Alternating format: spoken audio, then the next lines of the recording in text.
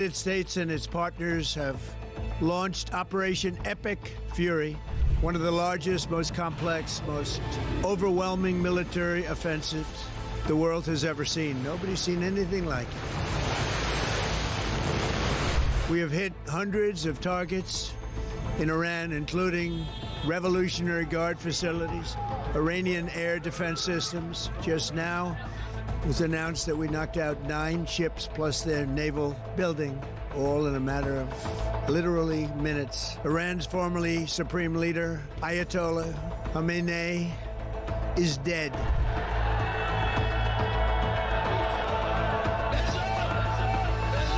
I spoke to you about the situation in the Gulf and explained that the United Kingdom was not involved in the strikes on Iran. That remains the case.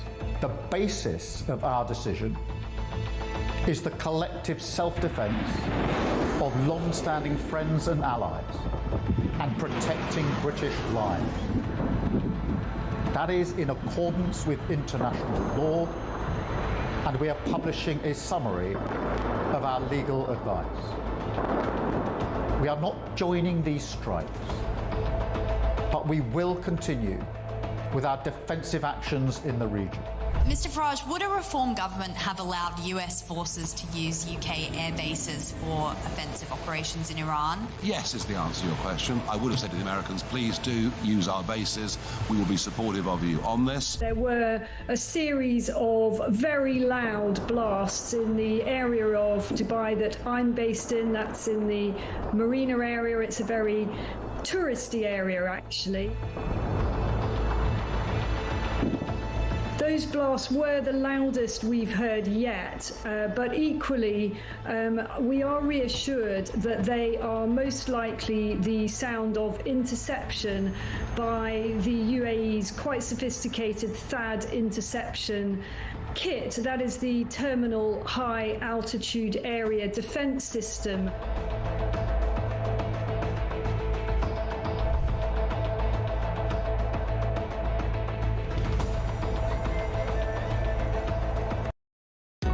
Across the UK, on DAB+, on your smart speaker, on your smart TV, and on your side. This is Talk.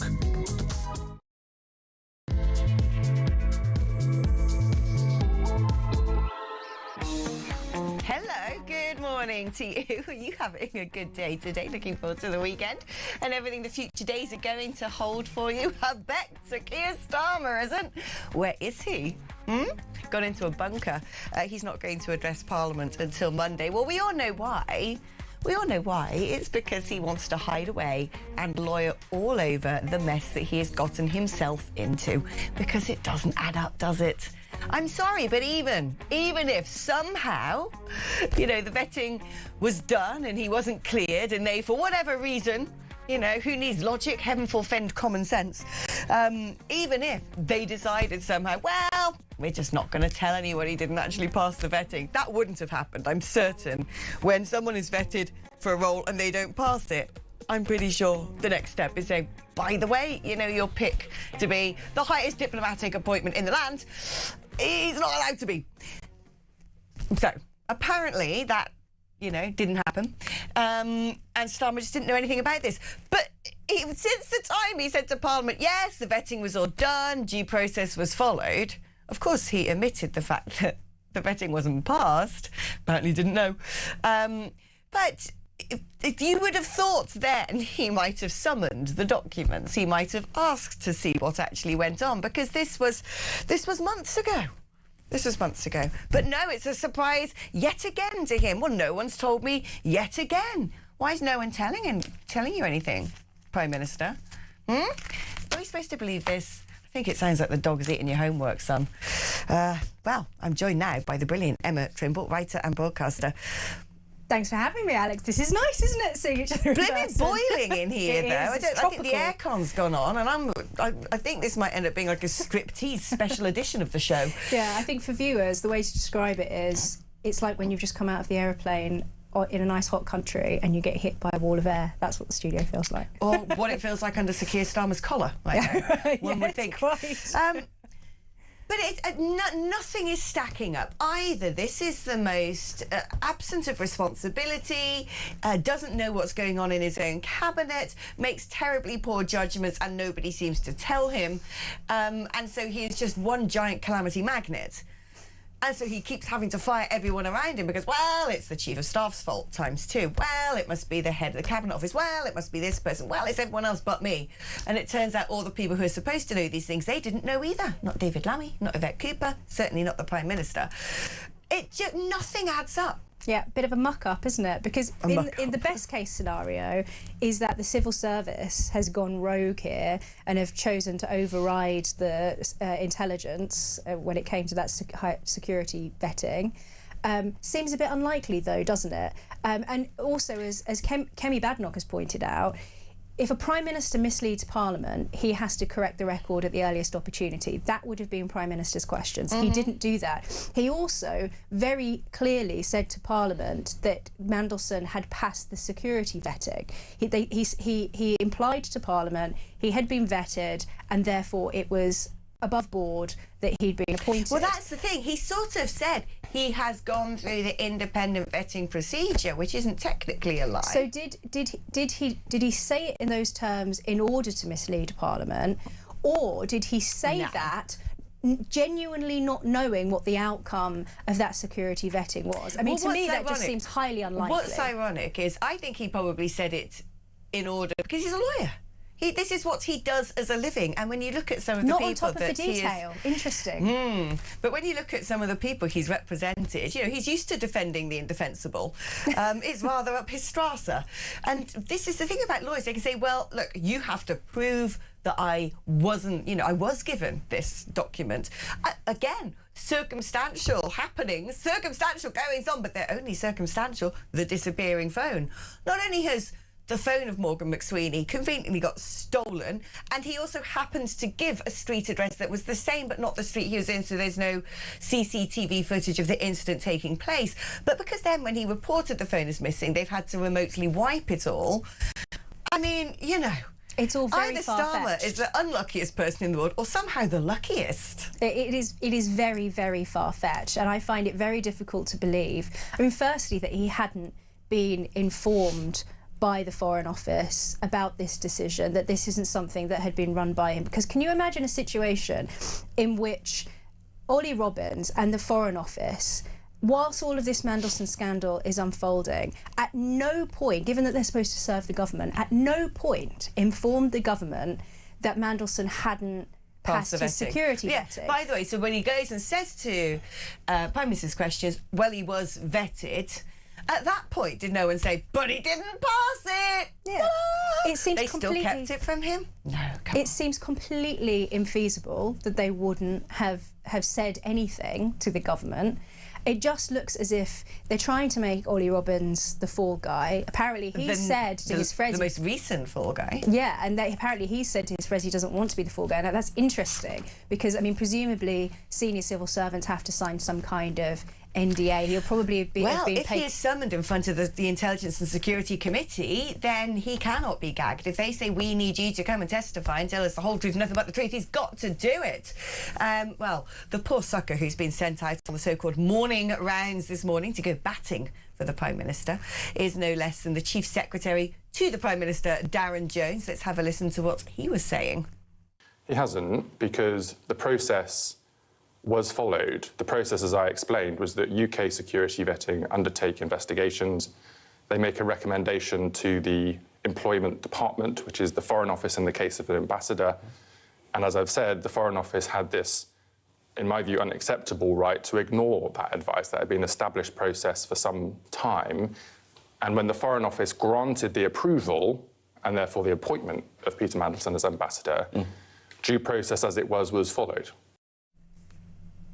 Unbelievable. I mean, it's just they're still doing it. They're still lying. I mean, it's not. This is the problem. It's not lying, but we can tell the difference between somebody being evasive, between giving only a certain amount of information to present a certain situation. But this is typical of his premiership. This is how it's been, I think, back to Southport. I think back to, well, there's been a whole host of things that's engulfed him and his poor judgment, especially when it comes to appointments. But what we have also seen repeatedly from this Prime Minister is the audacity of just barefaced, well, that's the thing, it's not lying, it's being very clever, deliberately evasive, selective with truth, selective with how you say things and what you say, so you're not technically lying, but I actually think evasion is a form of lying. You know, if there was, I don't know, a knifeman out there, and you know, everyone else was running for their lives, and I thought, I'm going to hide under the desk, but I'm not going to tell Emma. That isn't a form of lying. I've just not told you something, but actually it'd be in your interests to have that information. Yeah, we're following the process is a form of evasion. We saw the same thing actually with the Axel Ruder-Cabana news in the last week. Yeah. The fact that they say, well, we were following the process, but clearly the process didn't work. It's just filling in tick boxes. You get this kind of, it's strange that they've all somehow taken on Keir Starmer's hollow automaton voice when they say we followed the process, insisting that we followed the process. But what that is doing is failing to take personal responsibility. The Prime Minister's failing to take personal responsibility. The civil service is failing to take personal responsibility, although at least in Ollie Robbins' case, even though he actually was appointed as the permanent secretary after Mandelson's appointment was already announced. By him resigning, he's sort of taken personal responsibility for presumably something he couldn't have been responsible for. Maybe he's resigned because he wants to go and sing. And I don't mean like in a jazz club. I mean publicly. As a crooner, But this isn't the first time that this has happened. It's been, you know, incident after incident where Starmer says, I'm going to have to launch an independent inquiry, and after the findings of that investigation, I'll come and address Parliament. It is this concept. It's very legalistic. It's all about technicalities, loopholes, crossing T's, dotting I's in order to, by law, present a version of veracity that isn't complete, but, you know, still passes some sort of legal definitions test, but it doesn't pass the moral test, does it? Yeah, and do they think the British public are dumb?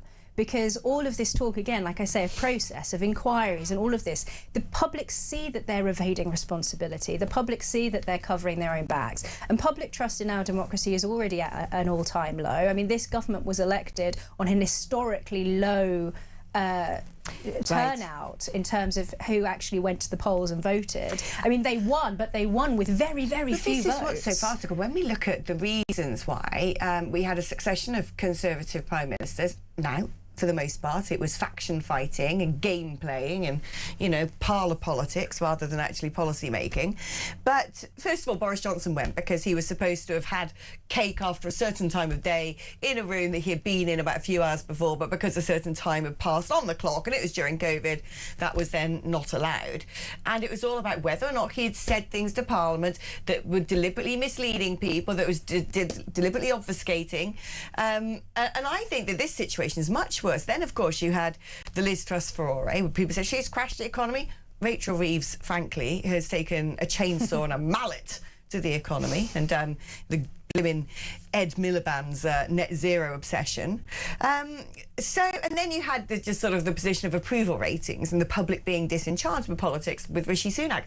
All those three have not just been, you know, fulfilled by the Labour government, they have been maxed out. Yeah. It's sort of, you know, it's corruption maxing or something. Corruption maxing, exactly. Yeah, they're corruption mogging. Scandal maxing. Yeah. They're sleaze mogging the Conservatives. They are sleaze mogging. Like, probably viewers might not know exactly what we're talking about there. But anyway, I think that, you know, I don't think that, I know that they did call for the Conservatives to resign over much less than this. I mean, they would never have accepted it as an excuse if Boris Johnson had said, oh, well, the civil service just didn't tell, I just wasn't on top of my brief, I just didn't really know what was going on. I mean, with such an important appointment, when we know that Keir Starmer received a dossier, even though that dossier contained all information that was already in the public domain about Mandelson, and that should have been enough for him to decide not to appoint him. It was a terrible decision from the very moment it was made. But we know from what has been given to the public so far from these Mandelson files that he was warned over and over and over again that this was a massive risk,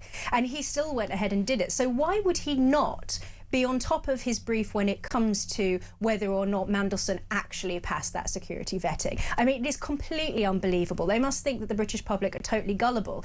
And I think we also have to see this in the broader context of the public's lack of trust for the government, for the ruling elite, for even to some degree the press, and also for the authorities. I mean, all of this stuff that we've seen in the last week around Epsom, the same as we saw in Southport. When there is a silence from the police, people start getting suspicious because they know that the authorities are withholding and have in the past withheld information from them in order to basically control the public's reaction. And this is just part of that same picture, that they feel that those who are supposed to represent them, elected representatives, the Prime Minister, is not being honest with the British public. Well, we know he's playing us for fools. Apparently, so it's not just the Prime Minister, can I just say. Pippa Crerar on X, who's Guardian journalist, says that Yvette Cooper and her office only became aware that Peter Mandelson had failed security vetting. You got to laugh. When approached by the Guardian on Thursday, I'm told. Really? I mean, that in itself is a scandal, surely. You're the Foreign Secretary. Well, she wasn't at the time of his appointment, but there you go. The Foreign Secretary then spent the evening in the Foreign and Commonwealth Development Office and Downing Street with the Prime Minister, where she spoke to Sir Ollie Robbins. They concluded he could no longer continue in post. It means Cooper, Lammy, McSweeney, Mandelson and the PM himself are all now saying they had no clue. I just want to read some of your messages here because you guys are astute. You're onto this, aren't you?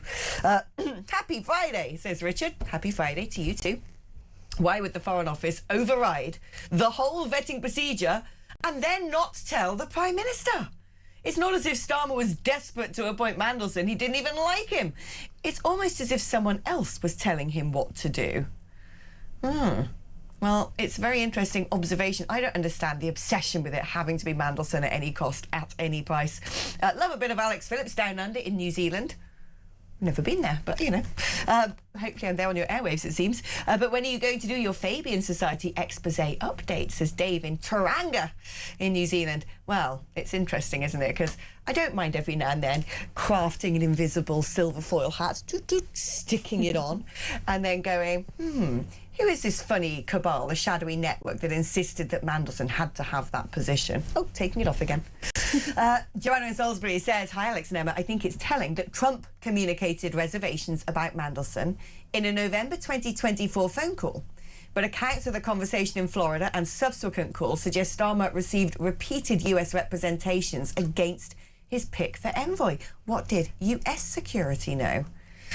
Even if he didn't know anything, the parliamentary rules state very clearly the record must be updated in Parliament at the earliest opportunity, as Emma had said.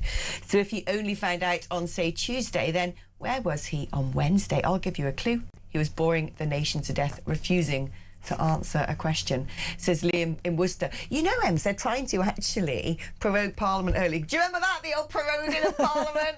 Where those were the days. Started throwing that word around like we'd always had it in our vocabulary. But it's happening again. Prorogue is back in fashion, ladies and gents, because the Labour Party are trying to prorogue Parliament early ahead of the King's speech on the 17th of May. Why? Well, there wouldn't have to be another PMQs. They're just so dodgy. I think we can safely say Starmer lied, or at best manipulated the truth. But what I want to know is why?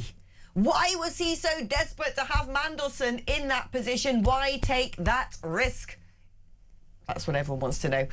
Does anyone know what part of the vetting procedure Mandelson failed on? I do wonder how much more serious it could get, says Steve from Colchester. We will never know what he failed on because it's a deep dive, very intricate, very personal. Frankly, I don't think I want to know. It might give me nightmares. But the big question is why? It was a crazy appointment. When he first said, oh, guess who's going to be American ambassador? It's Peter Mandelson. Everyone was like, eh? It's an interesting point, isn't it, about Trump?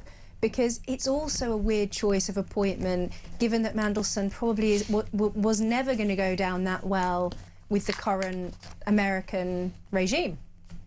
I think quite a few people for a while liked him. This is all my bones are telling me, not that bones are facts, but my bones still, they tell me things. And they're telling me that this is somehow connected to Diego Garcia. It's somehow connected to the cabal of lawyers that has for a long time run the Labour Party. It's, you know, it's basically, in all political parties, there are an elite group who operate behind the scenes. You might not even know their names. They're not necessarily the people who hold elected office. They might not even have a visible role in number 10 or in a particular department, but they're there, whether it might be a donor, whether it might be a sort of spin doctor, a Svengali somewhere in the corridors like a of Peter power. Mandelson. Like a Peter, exactly. Yeah, actually. It's like a babushka doll of Peter Mandelson. The many what a horrible thought. Layer upon layer of whole wheat Mandelson. Nobody wants that for their breakfast. Right, we're going to take a short break, but don't you go anywhere because, well, we're going to have some fun with this. There's so much more to discuss just after the break.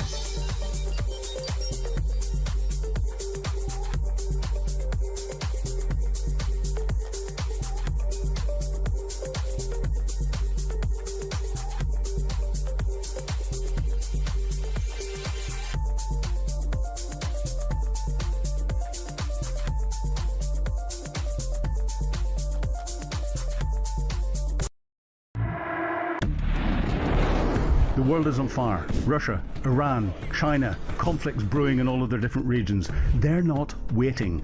But here in Britain, our armed forces are underfunded, they're undermanned, and they're underprepared. And nobody in government wants to talk about it. Well, we do.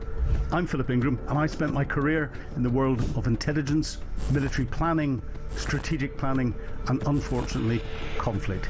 This is Talk War, and this is where we analyse the conflicts shaping our world.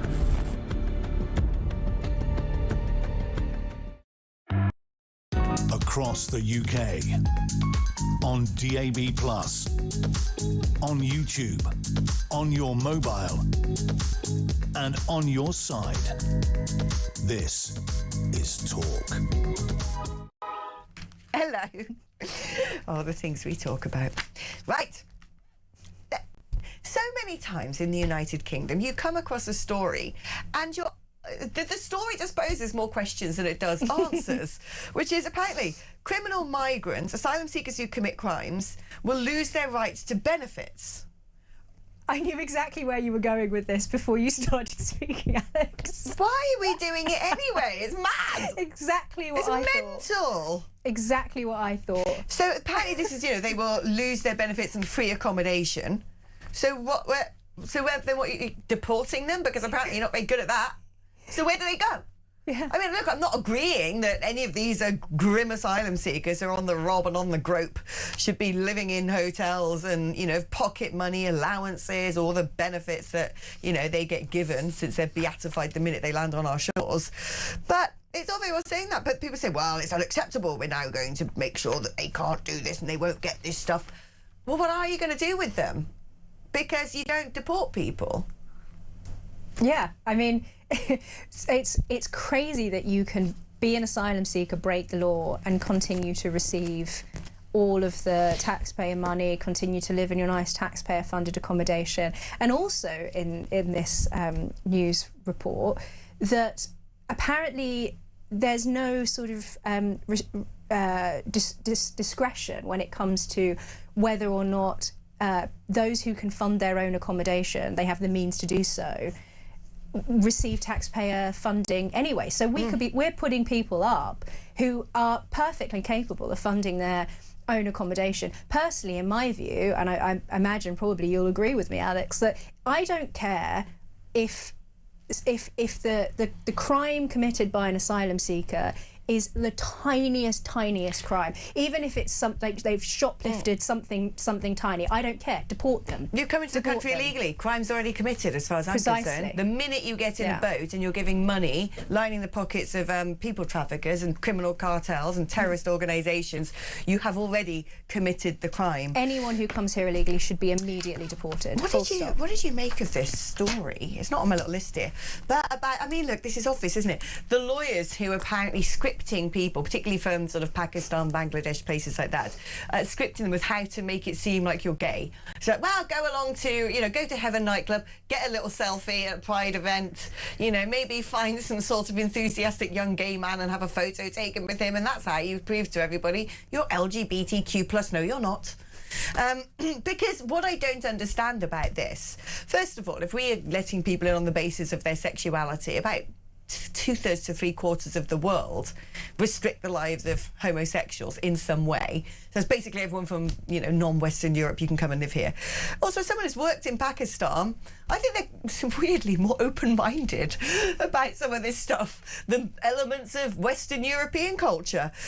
But for a long time I've said, how is it that these people come over on the boats and the minute they land, they don't have money to pay lawyers, they don't have the connections, but they've all got their scripts, they all know to throw away their passports, they all know what sort of, you know, claim to make, and then they have 3-4 rolls of the dice.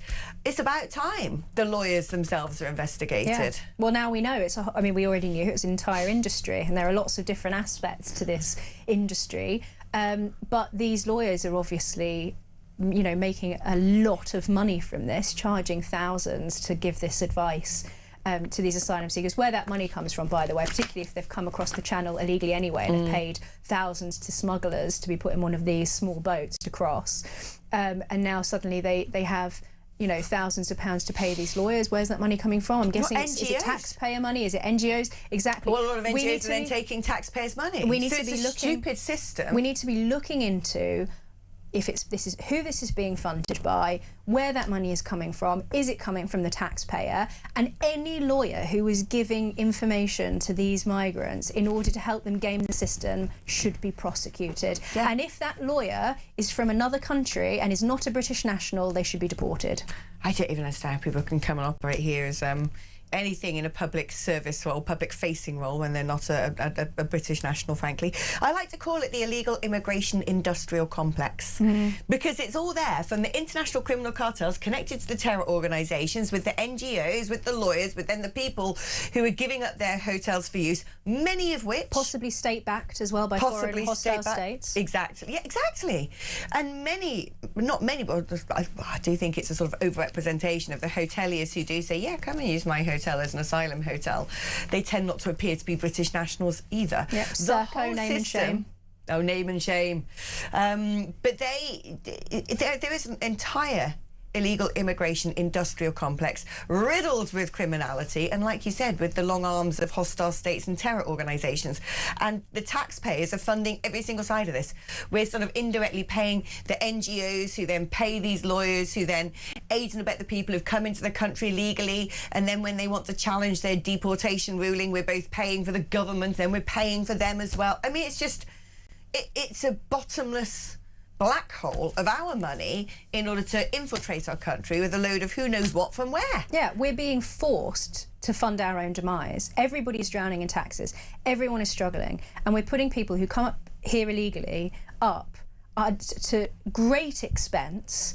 I mean, it is just unjust, isn't it? It's unfair. It's unfair that the British public are being bled dry in order to fund people who have been brought here through these criminal gangs. It's obviously mixed up in this entire sort of industry, this entire economy of criminality. We know that the people are coming here and then working illegally for, you know, companies like Deliveroo, Uber Eats. That was in the news not too long ago. People are coming here, working illegally. It's all tied together in these vast criminal networks that stretch across Europe and over to North Africa, the Middle East. And the British people are being asked to fund this. It's wrong. It's very wrong. And how anybody can try to make a moral halo polishing argument for it is just beyond me. I've been enjoying reading the Old Testament lately, and you suddenly see the sort of darker side of Christianity, and I'm like, all right. She's full of, of God's wrath. Yeah. A lot of people get smote in Joshua, which is my new favourite word. Would you like to see some people get smoked, Alex? I think it's smoting time.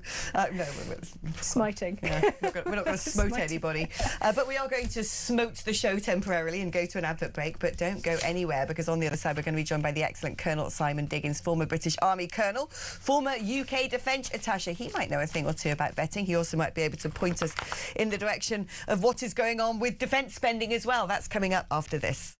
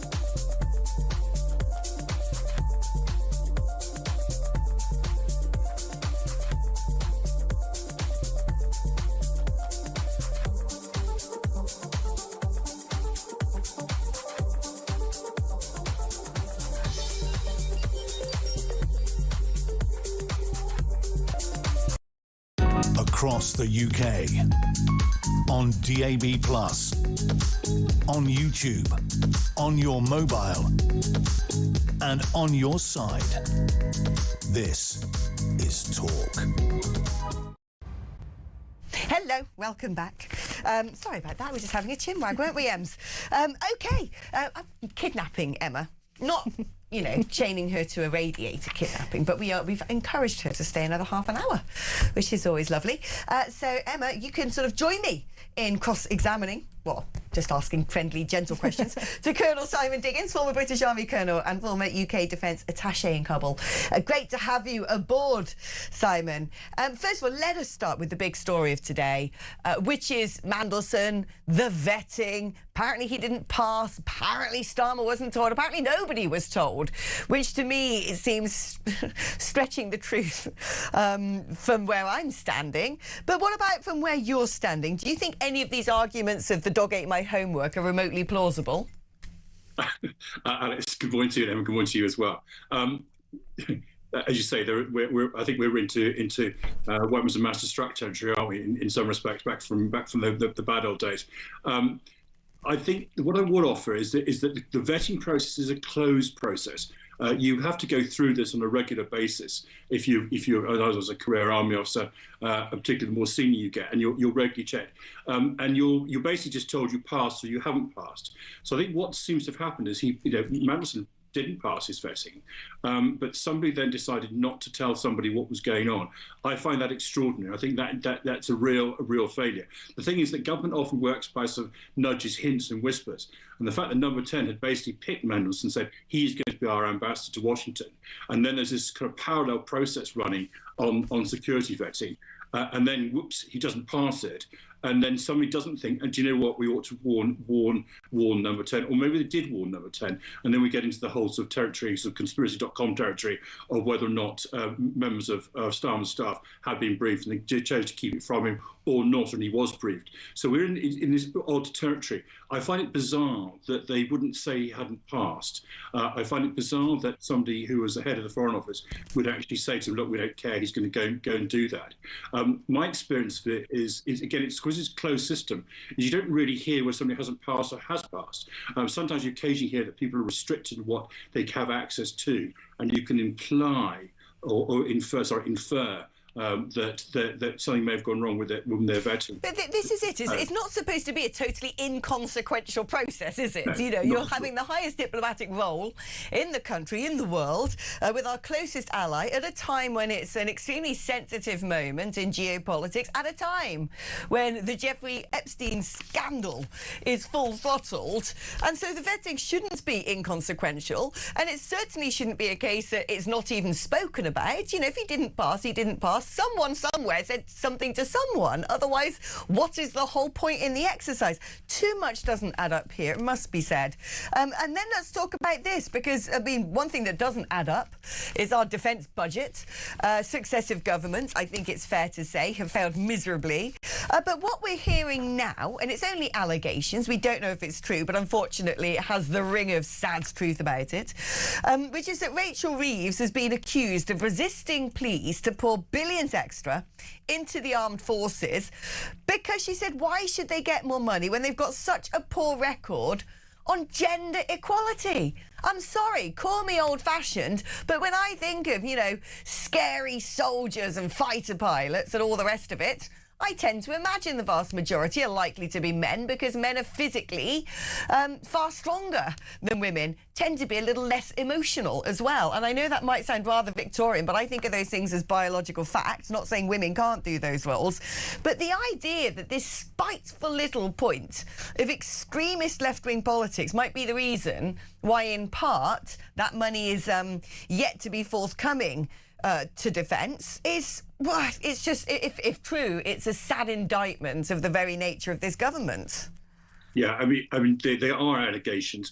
It does sound completely absurd on the surface, but we do understand some of their obsessions and some of the way in which they look at it. When you look at what's happened with Bridget Phillipson and her failure to implement what is a legal ruling in terms of the issue around trans, so there is a sort of progressive ideology which sits at the heart of it. And I think the reality is that in terms of defence, this is not a government that's effectively simpatico towards defence. I think John Healey personally is a decent human being, but he's probably not somebody who's potential leader, and certainly doesn't necessarily represent the kind of sort of North London, Islington progressive ideology that people like Starmer, Corbyn, remember that Starmer worked quite happily for Corbyn, actually represent. And for them, gender equality and issues like that whole progressive agenda are probably more important than the defence of the realm. And I think that's the challenge we've got. I mean, Rachel has really only she's got three choices, basically. The first one is increased taxes. The second one is to sort of cut up the current cake in a different way.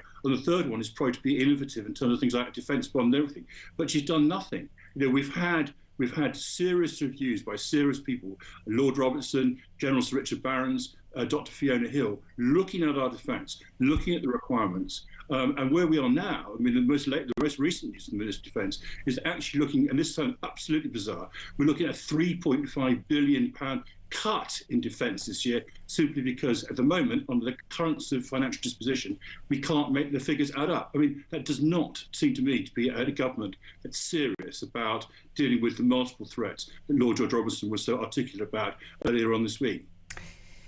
Not only that, is we've learned that taxpayers' money, which seems to be in very short supply, is being used to punish SAS veterans. That's according to former army commanders. After a judge has dismissed the legal challenge brought by a family of an RAF man killed 35 years ago, well, let us not forget a particular lawyer who was very keen on picking up those cases, whose barristers' chambers that he was part of, in many respects, led the way in the prosecution of former veterans in Northern Ireland. How on earth can anybody function in the theatre of war if they think that any single act that they perpetrate could end up being prosecuted in a court of law. Yeah, I think this is the challenge that the government has got. I mean, nobody serious in the defence believes that we are above the law. We're not. I mean, we're subject to multiple laws. We have our own military acts, the Army Act, Navy Act, Air Force Act. I think it's now called the Armed Services Act, but basically our own military discipline. We're always subject to UK civil law, and we're often subject also to the law of the country we're in. So we are continuously operating under that, and we also, if we're on operations, operate under international humanitarian law. So we are not an armed force out of control and does what it's like. So we constantly, and nobody will defend illegal, immoral acts by armed forces personnel. But when you've done something completely legitimate, investigated, checked and reviewed, and you've been told you're fine, and then fined 20, 30, 40, even 50 years later, in some cases, that's now been challenged by a different interpretation of the law, particularly things linked to ECHR, which is a principle-based set of law rather than a specific offences, then that is completely wrong. And as you rightly point out, most of these cases are being brought under legal aid. In other words, we, the taxpayer, are paying for the prosecution of our own soldiers. I mean, absolute nonsense. I can't believe it. And as you say, I mean, I'm embarrassed to kind of stand up sometimes and talk to people, particularly to young soldiers, and say, come on and join them, because they must look over their shoulder and thinking, well, if it all goes horribly wrong, what's going to happen to me down the line? I mean, the thing is a complete nonsense. No, it's not just complete nonsense. I think it's harmful, and I think it's disgusting. Simon, thank you ever so much, as always, for your expertise. Emma, what do you make of, all of this and any of it? I mean, we don't know if the gender parity thing is the reason why extra money hasn't been given to the defence budget. It doesn't sound too out of character. This is the woman, of course, who demanded every single picture of a man was removed from the Cabinet Office. It's a bit mad. Seems like a misandrist to me, not a feminist. Pretty unhinged. But, it turns out that, Cabinet Ministers saying they must back welfare cuts to fund defence. But we know that bill came in front of Parliament and the backbenchers don't want it. Everything that the Labour Party need to do, well, they're going to be unable to do.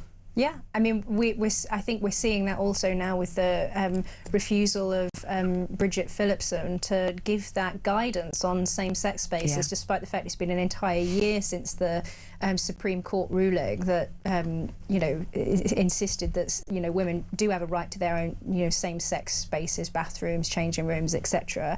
And they've been dragging their feet all this time. Why is it? Probably because they're worried about some kind of backbench rebellion, that they've got so many people in their party who just buy into all of the gender ideology stuff. Same thing with defence. They would honestly rather put the British public in danger, or in the case of the same-sex spaces, women in danger, in order to push their ideology. Same thing with the net zero stuff. What's the reason why we don't have energy security? Well, we won't drill in the North Sea. I know, it's balmy. It's actually balmy. It's all ideology, and it's a monumental act of self-harm. And I just think it's crazy that you would even want gender parity in the army. What you want is the strongest, best fighters, the most sort of cutting-edge military. And as you said, Alex, the reality is that men are stronger than women. I would much rather there be more men in the army than seeing I don't need to see myself represented and my sex represented in the army. That's absurd. It means absolutely nothing to me. Exactly. I want our country to be properly defended. I want to be safe.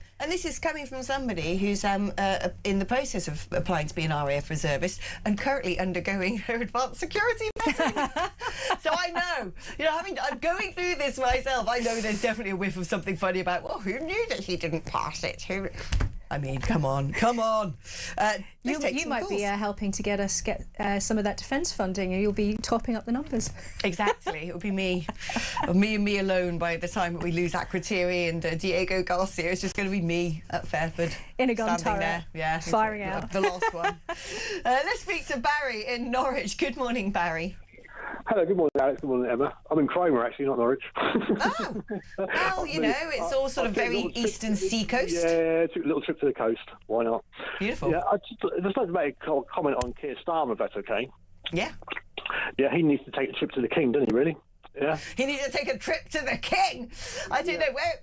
What's this trip going to result in? Is it going to be sort of reverse Charles I? Is he going to be smoked? Well, no, he can't resign himself. He can't revere himself to himself, can he? So he has to refer himself to the King to resign. I think he should go. Yeah. Well, I can't see Starmer taking himself to the king and saying, "Dear King, please can you get rid of me?" I can't see it happening. Of course, it is the King's speech coming up, and the King is about to do his sort of big, shiny state visit to America to try and heal relations there. But look, I think I agree he's got to go, but the process by which the Labour Party would be able to get rid of him is all the backbenchers would have to back it. Then there has to be a bit like the Conservative leadership election. I think that post-May, there will probably be good reason for that process to be kick-started. Although I say this to you, and I say this probably in chorus of many other people, I don't like Starmer, and I especially do not like the cartel of lawyers around him who seem to be pulling the strings. But what else replaces him, Emma? That's what worries me, is I think that the risk is that we just look at the people who are waiting in the wings. What if we get Prime Minister Ed Miliband or Angela Rayner, who's much I won't allow her. I mean, the chances of us getting Wes Streeting, I don't know. He's more on the kind of New Labour side of the party, but he's been tainted by Mandelson as well now. Yeah. So, whoever is waiting in the wings is going to be as bad, if not worse, than Keir Starmer. If the sort of cabal, who I believe are running the country secretly, it's got to be one of their pick. It's got to be one of their own. And that's, that isn't anyone whose name particularly has been brought to the fore yet, as far as I know. Oh, God, imagine it being Sadiq Khan. I don't think that's possible, is it? I don't know. I mean, if they make him... anything's possible with this government. They could do anything. Well, they are making him a lord. That's the point. That's coming. I don't like to imagine that is the play that they're going for here. They make him a lord and then they make him Prime Minister. Can you imagine? Yes, that's what's so scary. But this is the thing. I mean, how Keir Starmer's managed to hold on this long, I don't know. But if it is the case that the writing is now on the wall, that you look at, the way that this is snowballing and how completely indefensible this is, that the chances of him going within the next couple of months probably pretty high. We're going to end up in a much worse situation, and probably for I don't know. Until the next general election. I kind of feel like not having a government for a while will be a bit of a reprieve. I think it'll be nice. Let's speak now to Laura Jane in Hampshire. Good morning, Laura Jane. Good morning, Alex. You better both put your tin hats on. The one that's conspiracy theory hat. Okay. I don't understand why the media... well, I do understand. You have to discuss these things. But to me, it's absolutely pointless discussing it, because Mandelson knows everything there is to know about anybody in any of those departments. And he wanted to be the ambassador, and he got it because he knows too much. And now they're having to find ways round, why did we appoint him, and using all the lawyers to help them. But to me, it's simple. And I know this sounds very simplistic, Alex. He wanted the job, and he got it because he knows too much about too many people. It doesn't sound simple. I wrote a Substack on this just after the appointment, and I went through all the reasons, and that was one of my perfectly valid reasons for how he got into that position. He's part of the cabal. They're all in it together. It's a circular firing squad. That is the way it tends to work in politics, so I don't think that's tinfoil hat at all, Laura Jane. I mean... This is exactly what I'm saying. There is, if you look back historically, of for the last two Labour governments, it has been two barristers' chambers connected, the Doughty chambers, the Matrix chambers, whether it's the sort of creating a peerage for Richard Hermer so he can become the Attorney General. The very first time, not very first time, but I think it hadn't happened. It's only happened once before, that's over 100 years ago, that the Attorney General wasn't elected, but appointed. It all goes back to, again, Matrix Chambers and Cherie Blair, Tony Blair. What Phillips Sands, the Chagos Islands. Someone sent a message in here which I thought was quite interesting. I flagged it to read. So many things here. Where was it? It was very well thought about. Basically saying, I can't find the exact message now, but I had flagged it up. Basically saying how interesting that David Lammy has been the sort of connecting dot a lot in all of this. He was the Foreign Secretary at the time of the appointment. He really wanted Mandelson in the role. He was also a big part of wanting the Chagos Islands given back, reparations and all that. And apparently he didn't know anything either. It's funny that we are learning that Yvette Cooper doesn't know, that Sir Keir Starmer doesn't know. But yeah, what about Lammy? I think it's a pretty widespread view, at least anecdotally, that people are wondering what dirt does Mandelson have on the people who are in a position to help him get appointed, because this is a man who almost certainly has a lot of dirt on a lot of people. And I think that the British public are wondering. It does sort of look a bit like our democracy is unravelling in general. And you look at what happened in Gorton and Denton and all of these questions about family voting, and even though the kind of report came back and said, well, you know, there's not sufficient evidence of family voting, I think, you know, there are still question marks there. It was observed that people were going into those booths together, and you have all of this sort of like sectarian campaigning as well. It's starting to look as if I don't know if the word that you can use is corruption. Sleaze doesn't seem like it's doesn't go far enough. But there's a kind of cronyism. It seems as if our democracy used to be held up by this sense of, you know, ethics, of virtues, of people who were in it for public service. And now it looks as if all of that has eroded. And the British public see what's going on and think, well, I don't trust these people. They're lying to me, and I don't really know what's going on. And in a democracy, you need that transparency. Well, you do. Interesting as well, it's The Guardian who really broke this latest chapter in the Mandelson scandal. And someone's also saying, so Jordan Chesterford is the one who pointed out the Lamy connection, so well done there. Someone else has said, so why do you think it is The Guardian is sort of wanting to push this front and centre ahead of local elections at a very critical time for the Labour Party? The Labour Party not being left-wing enough, they want to push them into the abyss so blimmin' the crazy Greens can take over? I don't know. I mean, the rationale seems pretty obvious to me, that if the Labour Party do really, really badly in the May elections, Keir Starmer is definitely gone. That is the final... I mean, we keep saying this has got to be the final nail in the coffin, but if they do very badly in the May elections, then he has to go. And obviously they're going to be wanting someone who's much further to the left of the party, probably Angela Rayner. Now, in terms of due diligence, got to do it here, which is a government comment. The security vetting process for Peter Mandelson was sponsored by the FCDO. The decision to grant developed vetting to Peter Mandelson against the recommendation of UK security vetting was taken by officials in the FCDO. Neither the Prime Minister nor any government minister was aware that Peter Mandelson was granted developed vetting against the advice of UK security vetting until earlier this week.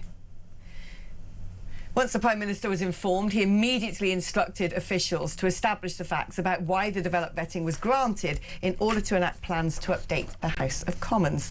The government is committed to complying with the humble address in full as soon as possible. Any documentation within the scope of the humble address that requires redaction on the basis of national security or international relations will be provided to the ISC. That's the Intelligence and Security Committee, which is a cross-party committee in Parliament. This will include documents provided to the FCDO by UK security vetting. I tell you what's missing from this, by the way, if you want to look for the loophole. It's basically saying that they weren't told that the developed vetting was happening. It doesn't say that we weren't told that he failed the first round of vetting. That seems the glaring omission, as far as I can tell. Right, we've got to go to a break. Don't go anywhere.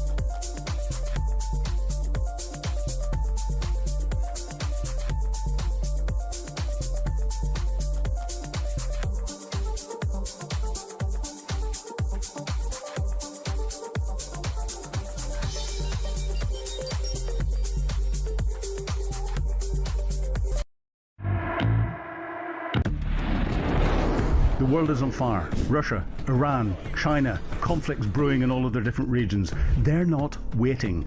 But here in Britain, our armed forces are underfunded, they're undermanned and they're underprepared. And nobody in government wants to talk about it. Well, we do. I'm Philip Ingram, and I spent my career in the world of intelligence, military planning, strategic planning, and unfortunately, conflict. This is Talk War, and this is where we analyse the conflicts shaping our world. Across the UK, on DAB+, on YouTube, on your mobile, and on your side. This is Talk. Oh, stuff is funny. So I was just saying, wasn't I, that the government spokesman has failed to say in this official statement that they weren't told that Mandelson had failed, just that he'd gone on to the developed vetting. But apparently, Prime Minister Sir Keir Starmer, wait for this, has said he's furious, and it was unforgivable that neither he nor any minister was told Lord Peter Mandelson had failed security vetting. And he was set out the relevant facts in Parliament on Monday. Let's speak now to Paul Scully, former Conservative Government Minister. Hi, Paul. We had you on to talk about other things, but come on, this is way too juicy. We've got to sink our teeth into this one. So now, this government statement appears to suggest that they weren't told that he was granted developed vetting, but this written statement doesn't say anything about we weren't told that he had failed the vetting. Well, now Starmer has said that he's furious and it was unforgivable that he or any minister was not told that he had failed security vetting. Well, who was? What's gone on here? Alex, I'm such a nerd. I started Googling Starmer furious earlier today because every time he's found out, he's always furious. It's always someone else's fault. What was interesting as well, just earlier, about half an hour, I was reading ago that Dave Maddox in The Independent actually reported the allegation that Mandelson had failed his vetting last September. So this is not something that has happened, just popped up when David Lammy said, I didn't know about it until yesterday. Huh. This is possibly the least curious Prime Minister that I think we've ever had on history. Why does he never ask anybody any questions? He just seems to get furious at the end of it. He's got to go. He's got to go. There's too much weird going on here. Missing phones, deleted messages, I'm not told. Ollie Robbins being fired. The man wasn't even in position when the appointment of Mandelson was made. Exactly. Nothing is adding up about this. Nothing. And I think, wasn't it Ollie Robbins as well was about the only person that said, are you sure you want Peter Mandelson in the job? I think he was the only one that questioned it in the first place, and he's the one that's been thrown under the bus. So him and many others. There's a lot of human roadkill at the moment emanating from that Labour Party. Let's speak about what we did bring you on to speak about very briefly. Compensation for major state scandals could reach almost £15 billion, according to a watchdog.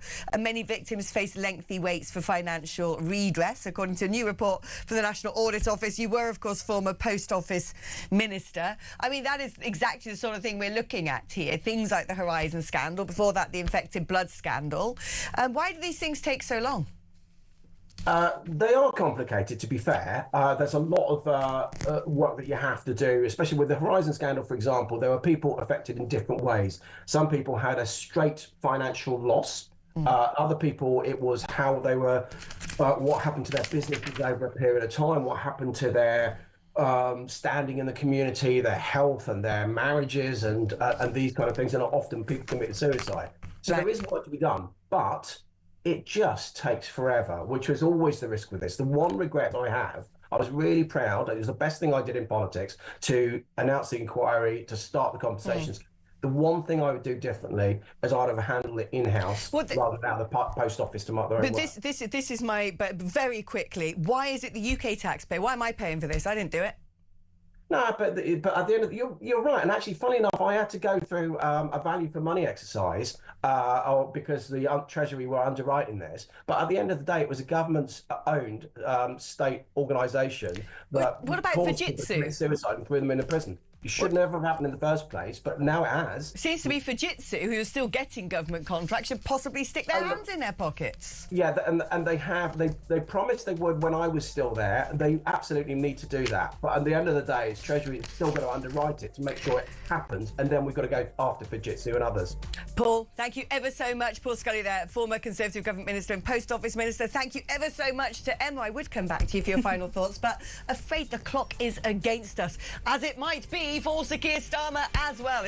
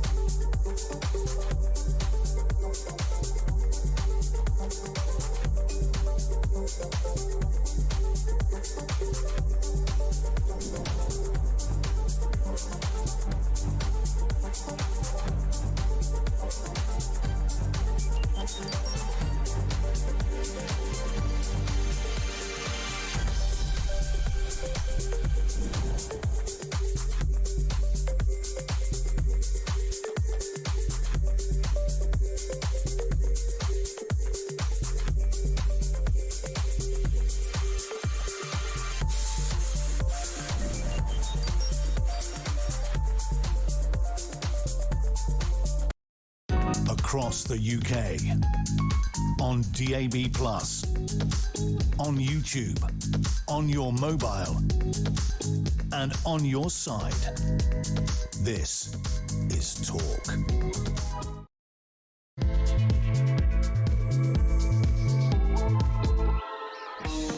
All right. How are you? Probably a bit better than Sir Keir Starmer. I wonder if he does lose sleep at night, or whether he's just, because he looks like someone who doesn't really, is impervious to everything. Certainly impervious to decency and morality, it would seem.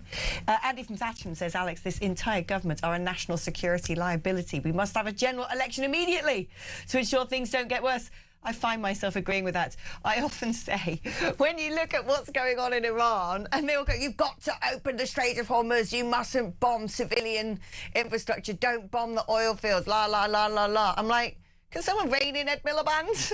He's basically doing that to our own North Sea oil and gas infrastructure. It's a crime of domestic sabotage. Anyway, it just, the list is endless, isn't it, when it comes to this government and all of the ills being committed by them. But astonishing now. Starmer, he's played a big card, hasn't he? He's just played a very big card because he has turned around and said he is furious about what happened.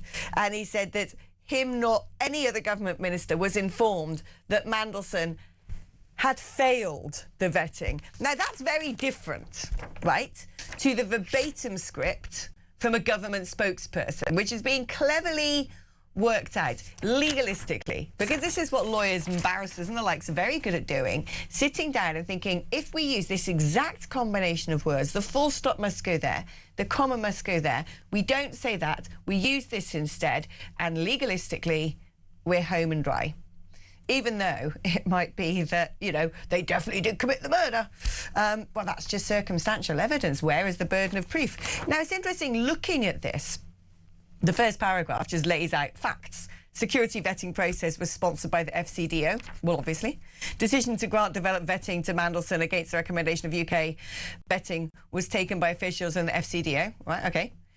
Neither the Prime Minister nor any government minister was aware that Peter Mandelson was granted developed vetting against the advice of the UK security vetting until earlier this week. Well, that doesn't say in the written statement that neither Prime Minister nor any government minister was aware that Peter Mandelson failed the vetting. That bit, which is the main thing to say, we don't know that he failed that vetting. This statement doesn't say that in anywhere, verbatim.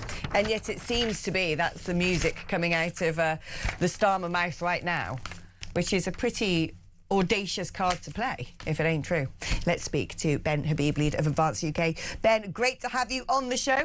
Boris Johnson, essentially, got dethroned, I would argue, for much less. He did, I think, for eating cake and having a glass of orange juice, was it? Or did he have champagne? I can't remember. But either way, it was a much lesser crime than lying repeatedly to Parliament. Starmer, when he was first faced with Mandelson's connections to Epstein, said that Mandelson had lied to him. You might remember that. That was his first defense. Mandelson lied to me. I thought everything was clear. We had stuck to due process. He had been vetted, he said. He said that in Parliament. And no sooner had he said that, we discovered that actually senior members of the Cabinet Office, including seasoned individuals like Jonathan Powell, had advised the Prime Minister at the time of the appointment of Mandelson that you do so taking serious personal reputational risk. We knew that last year. Starmer lied through his teeth the minute it became clear that Mandelson's appointment was a disaster. And then he made McSweeney fall on his sword, and no sooner had McSweeney fallen on his sword that McSweeney's phone apparently was stolen, so that no one could check the text messages between not just himself. that, when he reported it, he happened to report it as going missing on a street the other side of London, which happened to have a very similar name to the street he was actually on. And then this happened to only have come to light when the CCTV has probably been wiped. I mean, it's, you know, if this is all circumstantial evidence, there's a whole lot of interesting coincidence taking place. Absolutely. So, you know, the whole McSweeney thing was a distraction. And now we discovered that actually after Mandelson's appointment was announced, but before he was put in post, the UK Security Vetting Office, which I think is part of the Cabinet Office, had informed, so part of the Cabinet Office, which is worth noting, had informed the Foreign Office that he was not suitable for the role, that he should not be given it. And they overrode it. Now, it is inconceivable, I think, to any sane-minded individual that in receipt of a report saying that Mandelson should not get the post, that the Foreign Office would not have told the Prime Minister. Right. I agree. It is inconceivable. I think it's inconceivable.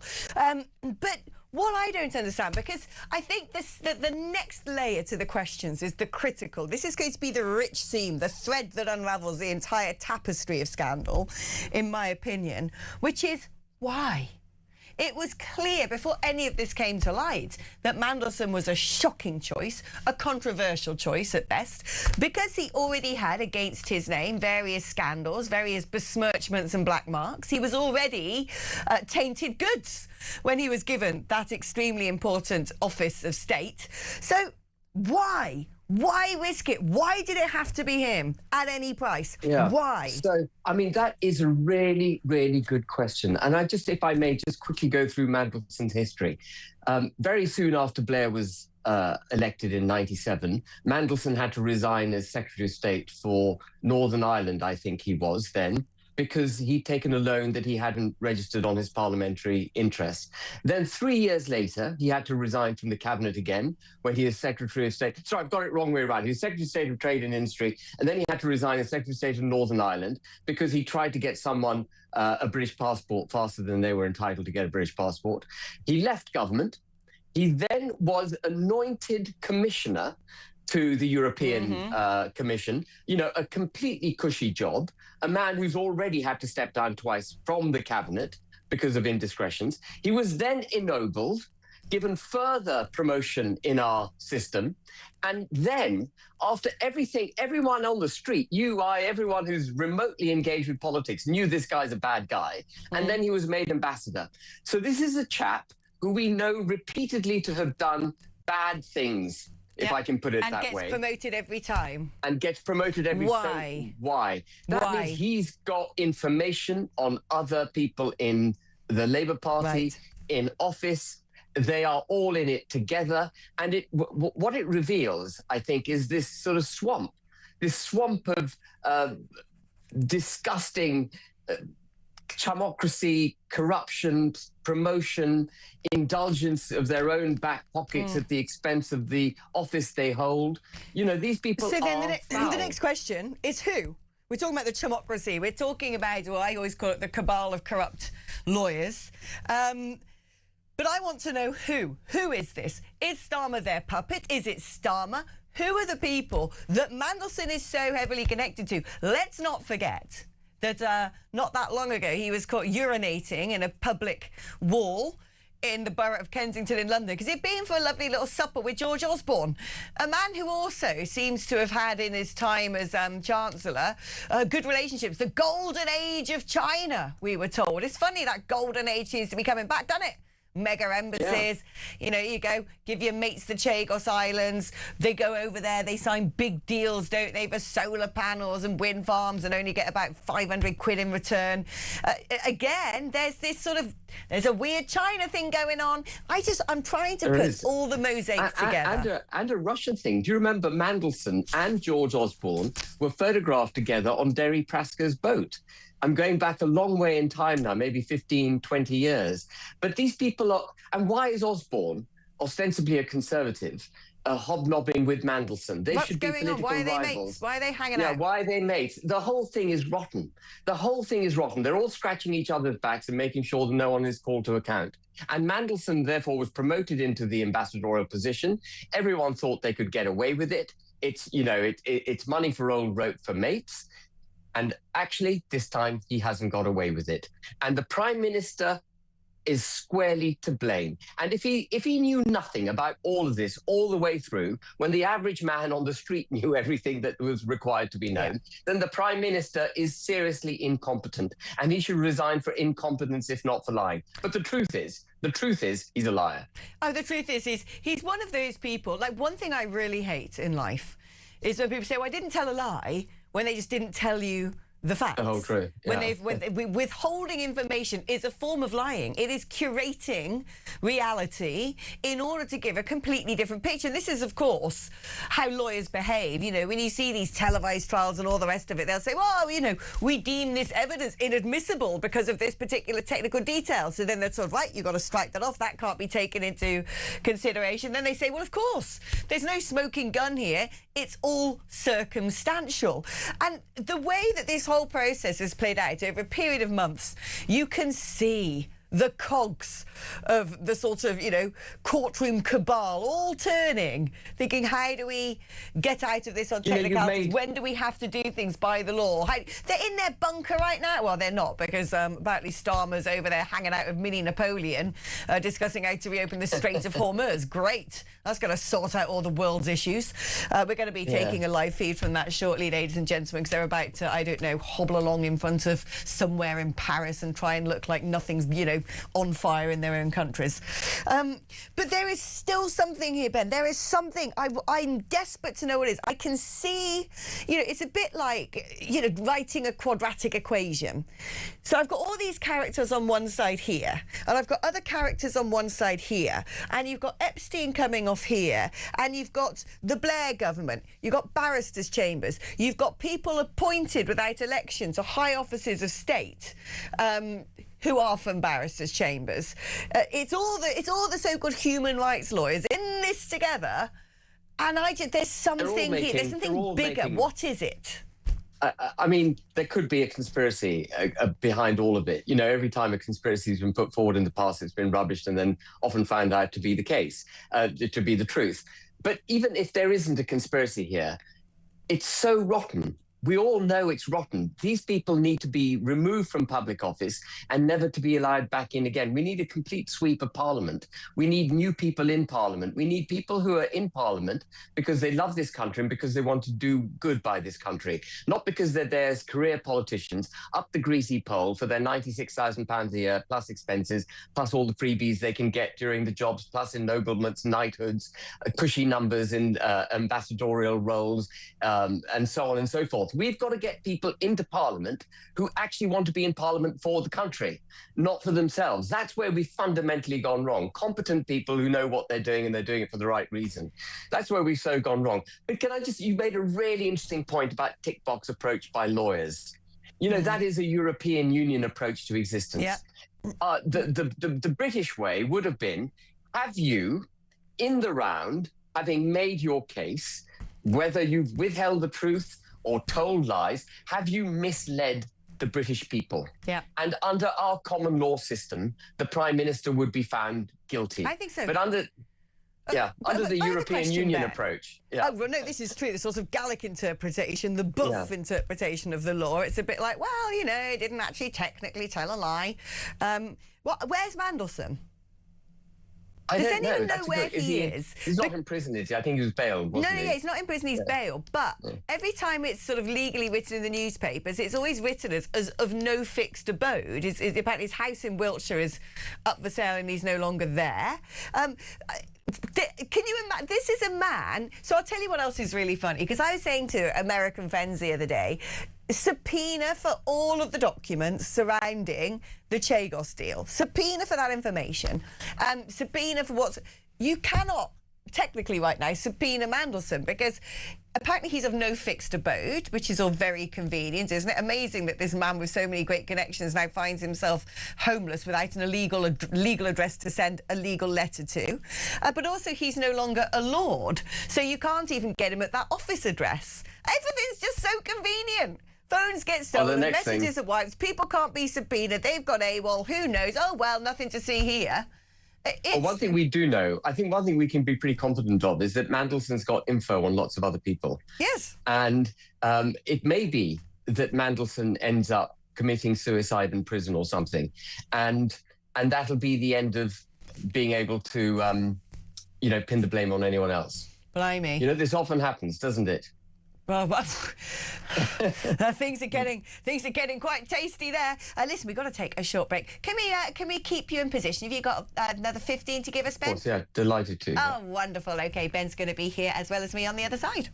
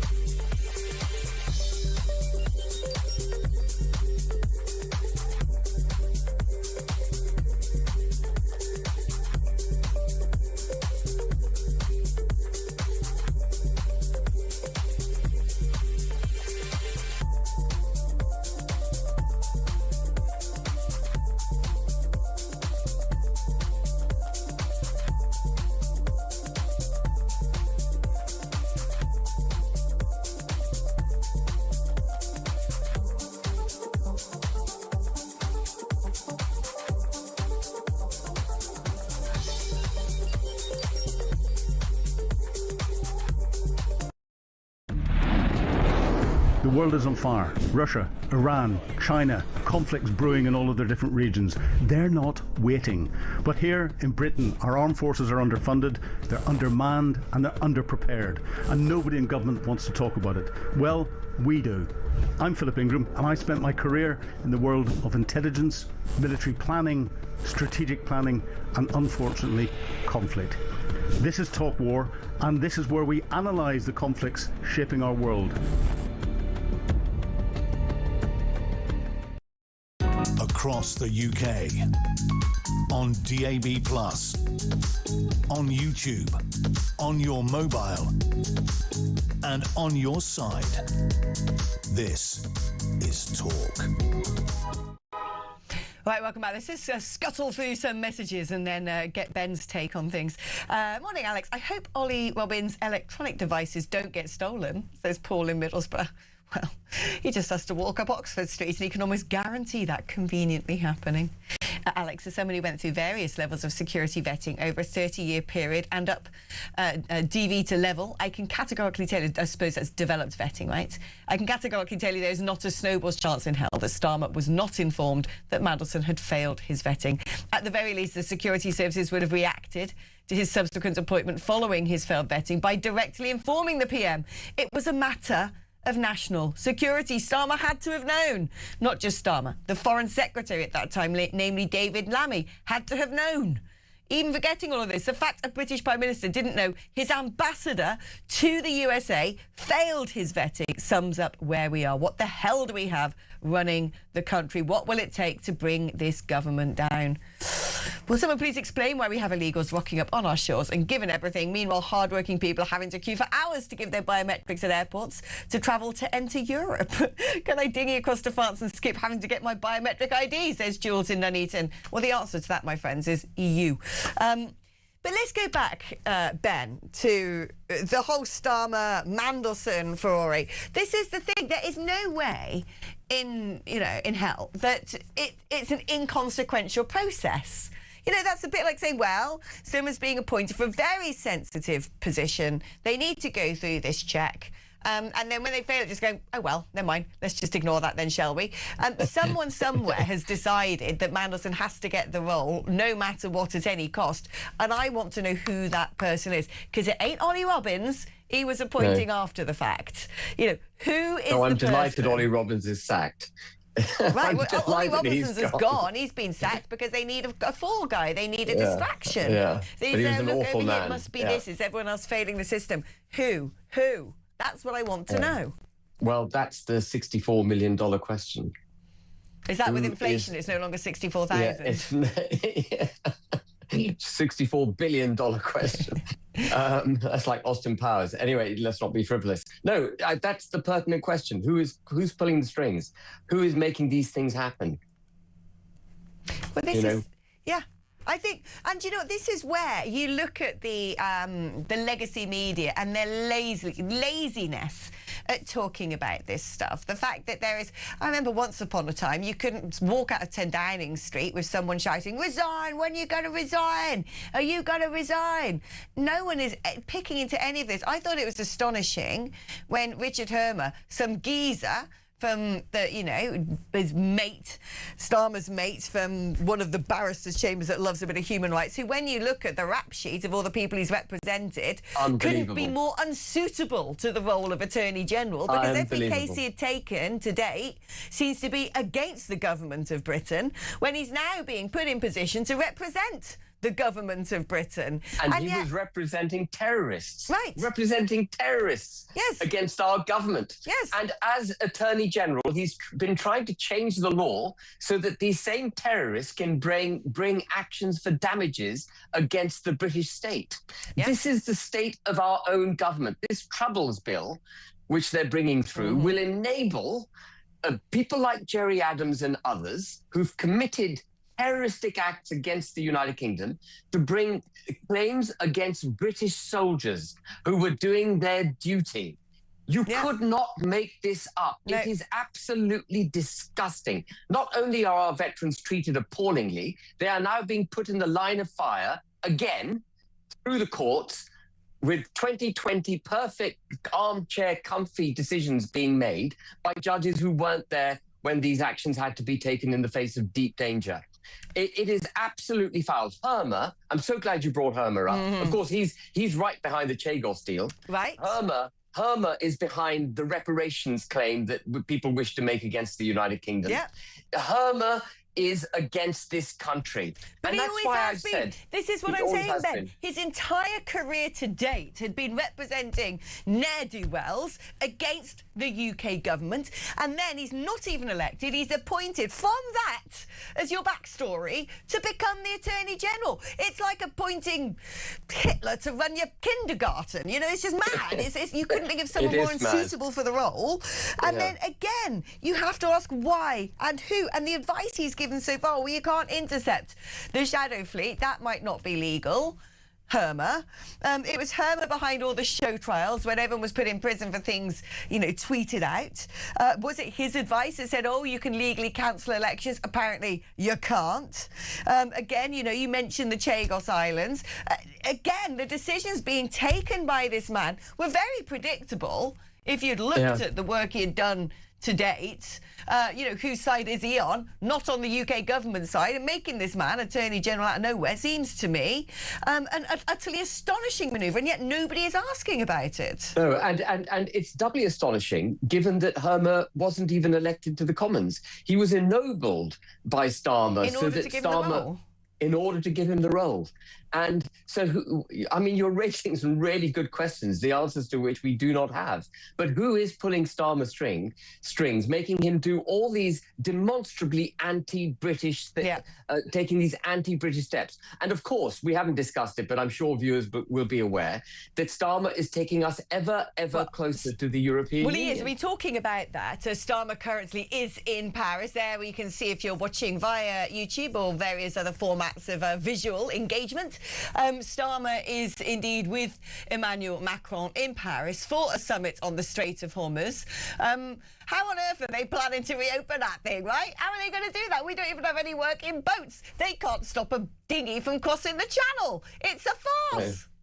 No, and as you rightly pointed out at the beginning of this programme, or at the beginning of this section, actually, Ed Miliband is doing as much damage to our energy security as the Iranians are.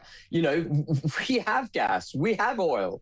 We are turning our back on it. We've got coal, 187 billion tons of it. We've turned our back on it. We've created our own Hormuz catastrophe without the Iranians lifting a finger. Yeah. And we have self-Hormuzed. We've self-Hormuzed, exactly. But someone needs to also tell the Prime Minister that now the President of the United States of America has ordered the blockade of Hormuz himself.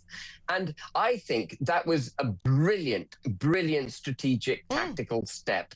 It has absolutely taken the wind out of Iran's sails. Well, yeah, it's two can play that game, isn't it? You want to stop stuff going to Europe. We're going to stop your stuff going to your mates. Oh, guess what? You're not going to make much money anymore, are you, Iran? I agree. But again, we had this government saying to America, you can't use your air bases. Who was sitting there coming up with that on a legal basis? Well, I can imagine a few choice picks, the same people who aren't told when vetting is failed.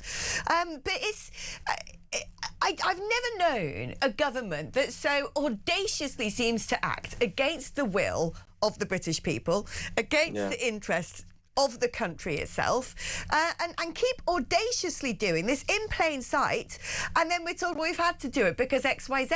It's the same as when Starmer said, when he was asked, well, are you going to get oil and gas out the North Sea instead of buying it from the North Sea, but via Norway? And he's like, well, you will know that process-wise, that is up to my energy secretary, who's, you know, in some oubliette somewhere. It's like, you are the Prime Minister. You can turn around and say to your energy secretary, I want you to blimmin' get that oil and gas out stat, sunshine, because the country needs it. And if he says, well, I'm not prepared to do that and it's up to me and no one else but me, you sack him. You sack him. Yeah. Well, the buck stops with the Prime Minister.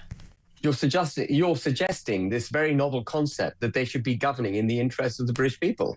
This is not a concept which has clearly had first brush with anyone in the Labour Party. They're governing under some very extreme ideologies: mass immigration, net zero, hollowing out our military, taking us into the communist European Union. doing everything that is damaging to this country, giving away our strategic assets, not standing with our natural allies, and so on and so forth. Everything they do is anti-British.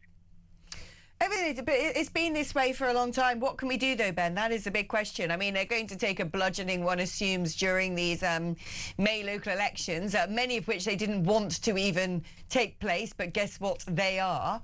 But whenever people have said, well, you know, they're going to have to go, they're going to fail so dismally, they're going to crash the economy, they're going to, you know, we could have blackouts, food shortages, planes might not take off. I mean, you know, we're basically going to be facing some sort of political Armageddon in the very near future.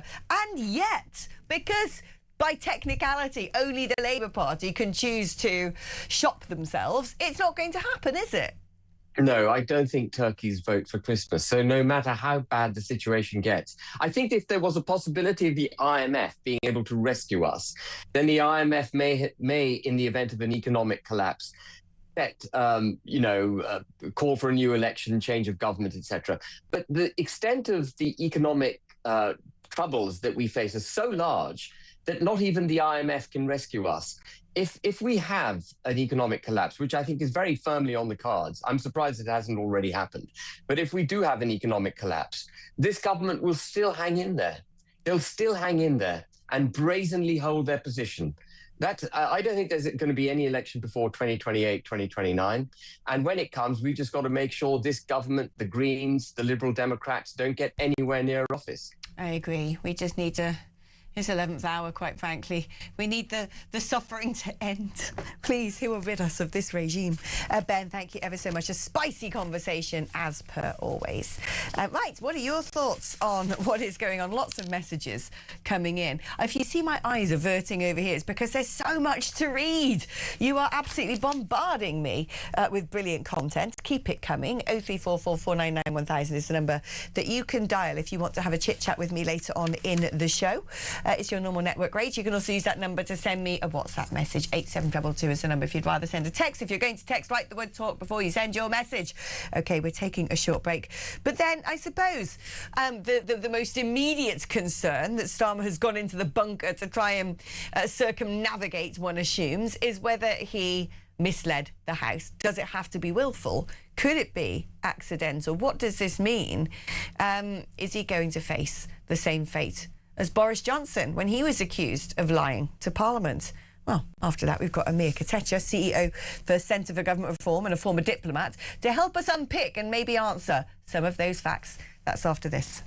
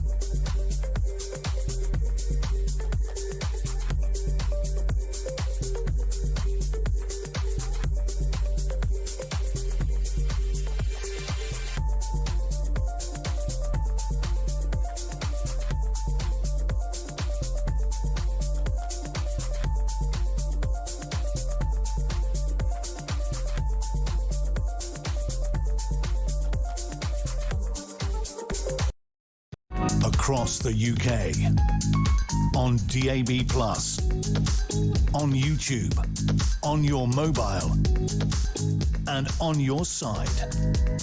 This is Talk. When that Peter Bleksley is back from doing his theatre tour, I think this is what he should be investigating. Who wanted Mandelson so badly in that role that it was the price worth paying? Who really is running the show? Is it Starmer? Or does he have masters above him? Who are the shadowy Svengalis, the Rasputins rattling around the corridors of power? That is what I want somebody to answer for me. And I think this has to be done forensically. I think it has to be done by a detective, essentially. What's interesting, isn't it? What is going on in the investigation into Mandelson? He's been bailed. How's that getting along, I wonder? I wonder how much more spicy things can get. Well, quite a lot. Oh, here we go. So many messages, Starmer and his government are not in charge. We all know it. Everyone knows it.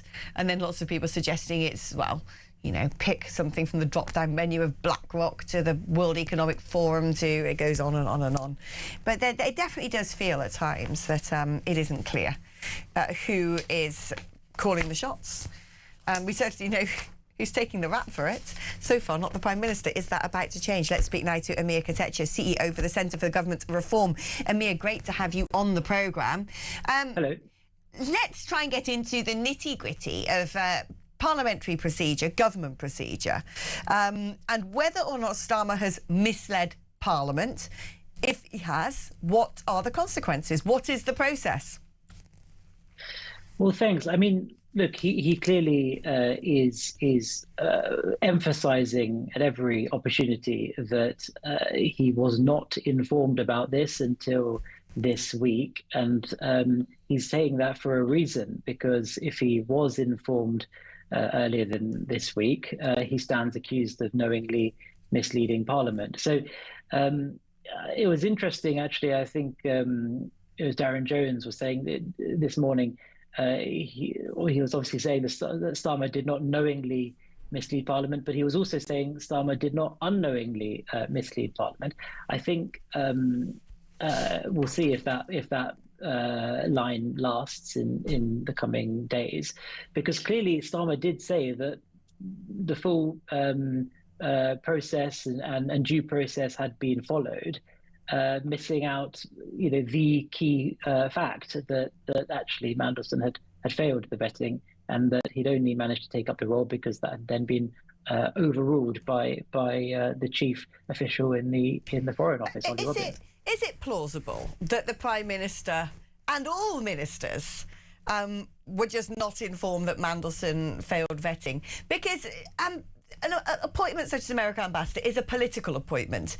It is it goes all the way to the top. It's not sort of, oh, let's get someone to be the sort of deputy secretary of in the you know, embassy of Nicaragua. You know, it is a very political appointment, and the choice of the subject was a very political choice. So what is the likelihood then that A, he was not informed that he had failed vetting, but more astonishingly, given that this has already come up in Parliament, that he's had to address the House about this on the record, and that was months ago now, in the time between today and that happening, when he turned around and said that, you know, proper protocols were followed, that during then and now he hadn't been told. Yeah, look, I don't find it plausible, to be honest. I think it's a very, very big decision to overrule a decision by the vetting officers. I mean, in the vast majority of cases, what the vetting authorities say goes. And if you fail that process, you're not going to be taking up the job, because the whole point of this vetting process is that it enables you to see top secret information, and that is very important for an ambassador to have a rounded understanding, for example, of what's going on. So it's you know, the vetting process is there for a reason, and for Ollie Robbins to overrule that, it's such a big decision. I find it very, very implausible that he didn't consult with others. Ollie Robbins was appointed after Mandelson was appointed. Now, you'd think if the Foreign Office, whoever's in charge of this, whoever the person was, is who knew that Mandelson hadn't passed that vetting, the most likely person I'd imagine they'd pick up the phone to isn't necessarily the Prime Minister himself, but it'd be the Prime Minister's Chief of Staff, who now has resigned, disappeared into the wilderness, Lord knows where, and conveniently lost his phone. Yes, I mean, as you say, they could have informed Morgan McSweeney, they could have informed another political advisor in Number 10. It's possible they could have informed the Foreign Secretary, David Lammy, or one of David Lammy's SPADs. But as you say, it's surely it stands to reason that someone would have been informed, because I don't see why Ollie Robbins would unilaterally want to make that huge call to overrule the decision of the vetting officers without consulting with his political masters. So this is what's astonishing. We're being led to believe that it was sort of civil servants who decided they wanted Mandelson so badly they were going to overrule the vetting and then not tell the government that they had made that decision to overrule the vetting. Anonymous civil servants that we don't know the names of. I mean, where do we go from here? Because Starmer's clearly in his bunker trying to figure out much the same. He's well practiced in the art of trying to represent or defend the indefensible. But are we going to see a situation where the Standards Committee is called up, where he's hauled in front of a select committee? We know that the Foreign Affairs Committee has written to Ollie Robbins asking that he gives evidence next Tuesday on the vetting of Lord Mandelson. Well, you know, Ollie Robbins, in theory, when he's called in front of a select committee, is going to have to tell the truth. You know, whatever's asked of him, he's going to have to answer. You would think that it's going to have to be the same for Starmer at some point. What is the protocol from here on in? Yeah, I mean, as you say, we will hopefully learn more when Starmer speaks to the House on Monday, though I should say it seems a long time to wait, to wait until Monday to give that statement. We then might find out more when Ollie Robbins speaks to the Foreign Affairs Select Committee. But I do think that, Number 10 must be hoping and praying that there isn't a smoking gun that Ollie Robbins is going to reveal at that select committee. Someone's got a smoking gun, though, because somebody, as we're led to believe by what is coming out from the government, the decision was taken to overrule the fact that he had failed vetting and put him onto developed vetting. And the decision was also taken that they were not going to tell ministers about this. This is what we're being asked to believe. So who is the person? Because that person should be easy enough to identify who it was in the Home Office, or the Foreign Commonwealth and Development Office, rather, who decided it didn't matter he failed the vetting and decided that this mustn't be told to not just the Prime Minister, any relevant government minister. That person, if we're to believe this happened, that person exists. Who is it then? Show them. Bring them. Yes, and yeah, I mean, I don't know who that person is, but surely that's something Ollie Robbins is going to be asked. You know, who else, in terms of officials, was relevant here, was part of these conversations. But I do think, there's a very unsavoury approach, I'd say, by Number 10 to this, which is really pointing the finger at the civil service and the deep state and trying to make out as if this is all the fault of the deep state. And I've had all sorts of criticisms of the Foreign Office and civil service leadership since I left. I was myself a Foreign Office official until 6 weeks ago. But it's not right to throw them under the bus if actually they did do their job and they did inform the right people. And so that's, I think, what I find very disheartening about Number 10's approach. We'll find out the truth, hopefully, in the coming days. It's right that officials are held to account. For too long, we've had this idea that only politicians can be held to account. I think that's wrong.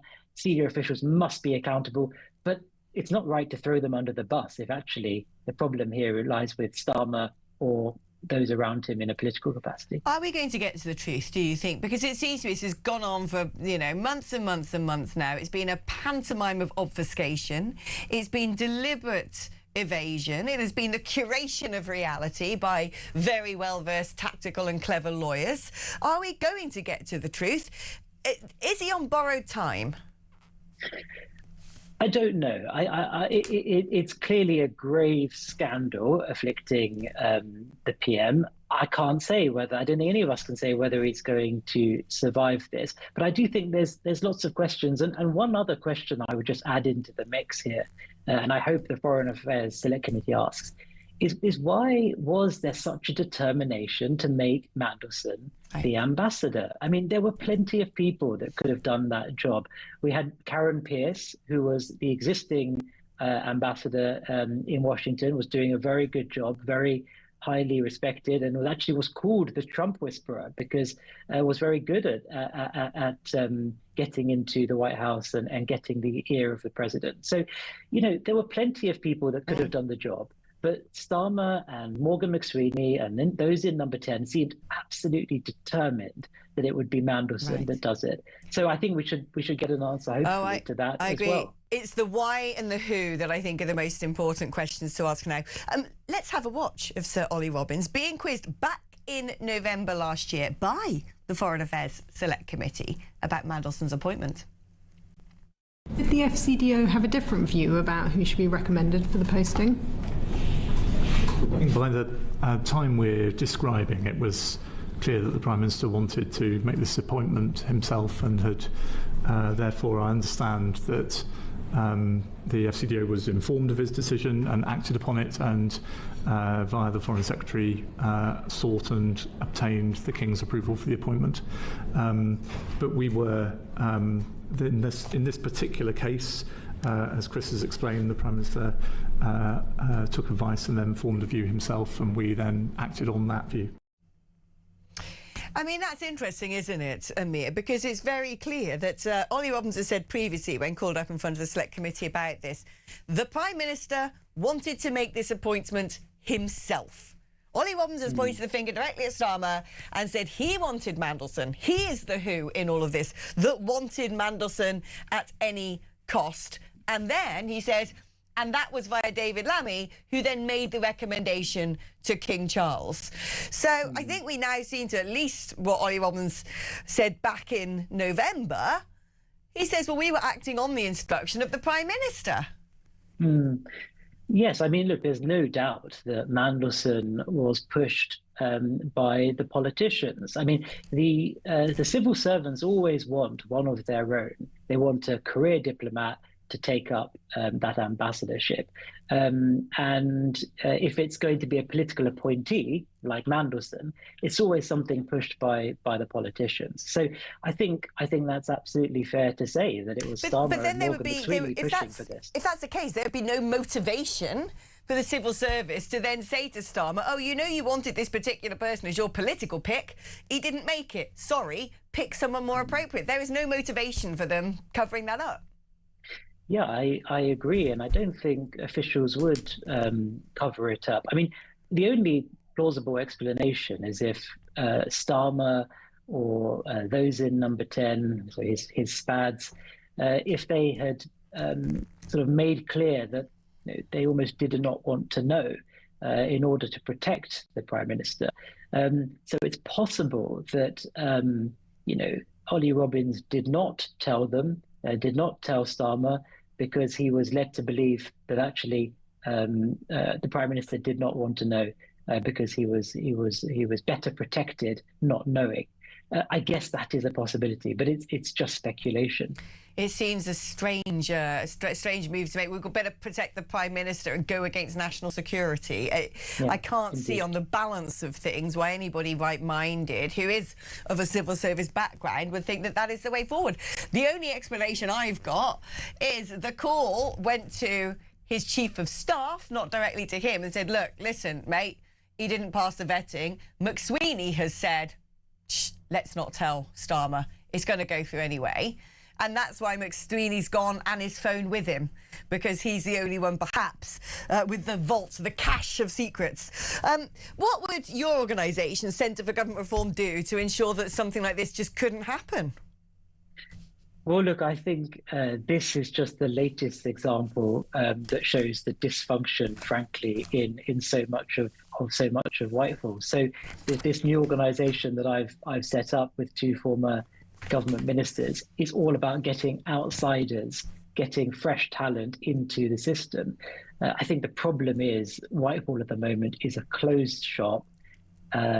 And as I say, it protects its own, but it's also just quite stale. You need people, I think, that have excelled in the real world, running successful companies, professional outfits, tech entrepreneurs. You need these people coming into government, because I think at the moment, what we're seeing is it's just, frankly, the machine is not up to scratch. I mean, this is the latest scandal, but to be honest, we've had so many over the months and years. And I think Whitehall is generally quite badly run. It is not a well-run organization.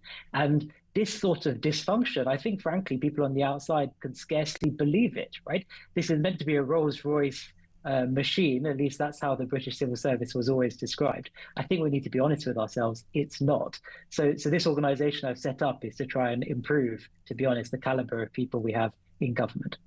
Well, all strength to your elbow. It seems like a brilliant proposition. Amir Katecha, thank you ever so much for joining us today. Do you know, I'm sort of thinking the civil service is a bit like, you know, the sort of proverbial pair of jeans that haven't been washed in such a long time that it just sort of stands up by itself. The civil service is 2/3 bigger than it ever was. So basically 3 times the amount of people. There is so much bureaucracy, so many quangos, so many regulations, so many critical race theory training sessions, DEI appointments, HR managers, pensions that need to be honoured, golden handshakes, you know, lifelong contracts, all the rest of it. That I rather think the civil service is a bit like a desperately unwashed pair of jeans, that you could basically remove all the sensible, reasonable thinking people from it and the machine will just operate. It will still stay standing. So bloated is it now. But yeah, I mean, I think I'm beginning to get somewhere with this Mandelson thing, you know. I think I'm beginning to... It's got to go back to that, you know. If the phone call ever happened to say he didn't pass vetting, it must have gone to the Chief of Staff, who's no longer there. Now we know why he's not there, and now we know why that phone has disappeared, because it will never be proven that the call went from A to B, and then it never got passed on. But someone somewhere made that call, right? Someone somewhere must have done or decided not to make that call. That is the person that needs to be hauled in front of a cross-party committee, albeit Intelligence and Securities Committee or the Foreign and Commonwealth Defence Committee. Right, let's take a little break. When we come back, we're joined by Andrew Allison, Head of Campaigns for Popular Conservatism. We're going to be asking him about whether or not Reeves is going to, well, do what she says and ramp up drilling in the North Sea. Someone, don't tell it, Miliband. That's after this.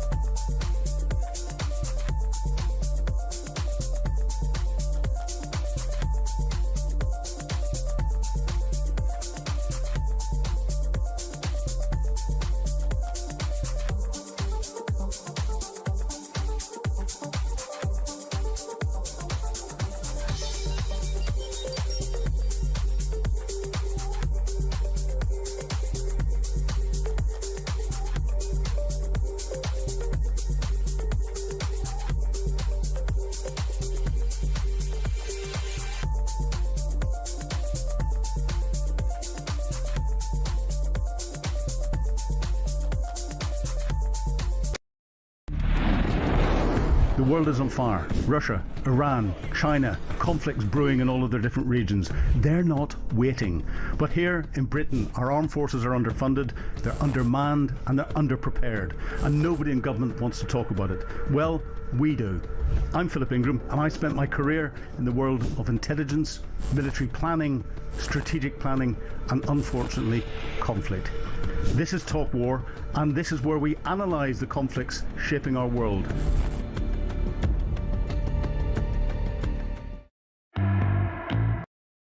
Across the UK, on DAB+, on YouTube, on your mobile, and on your side.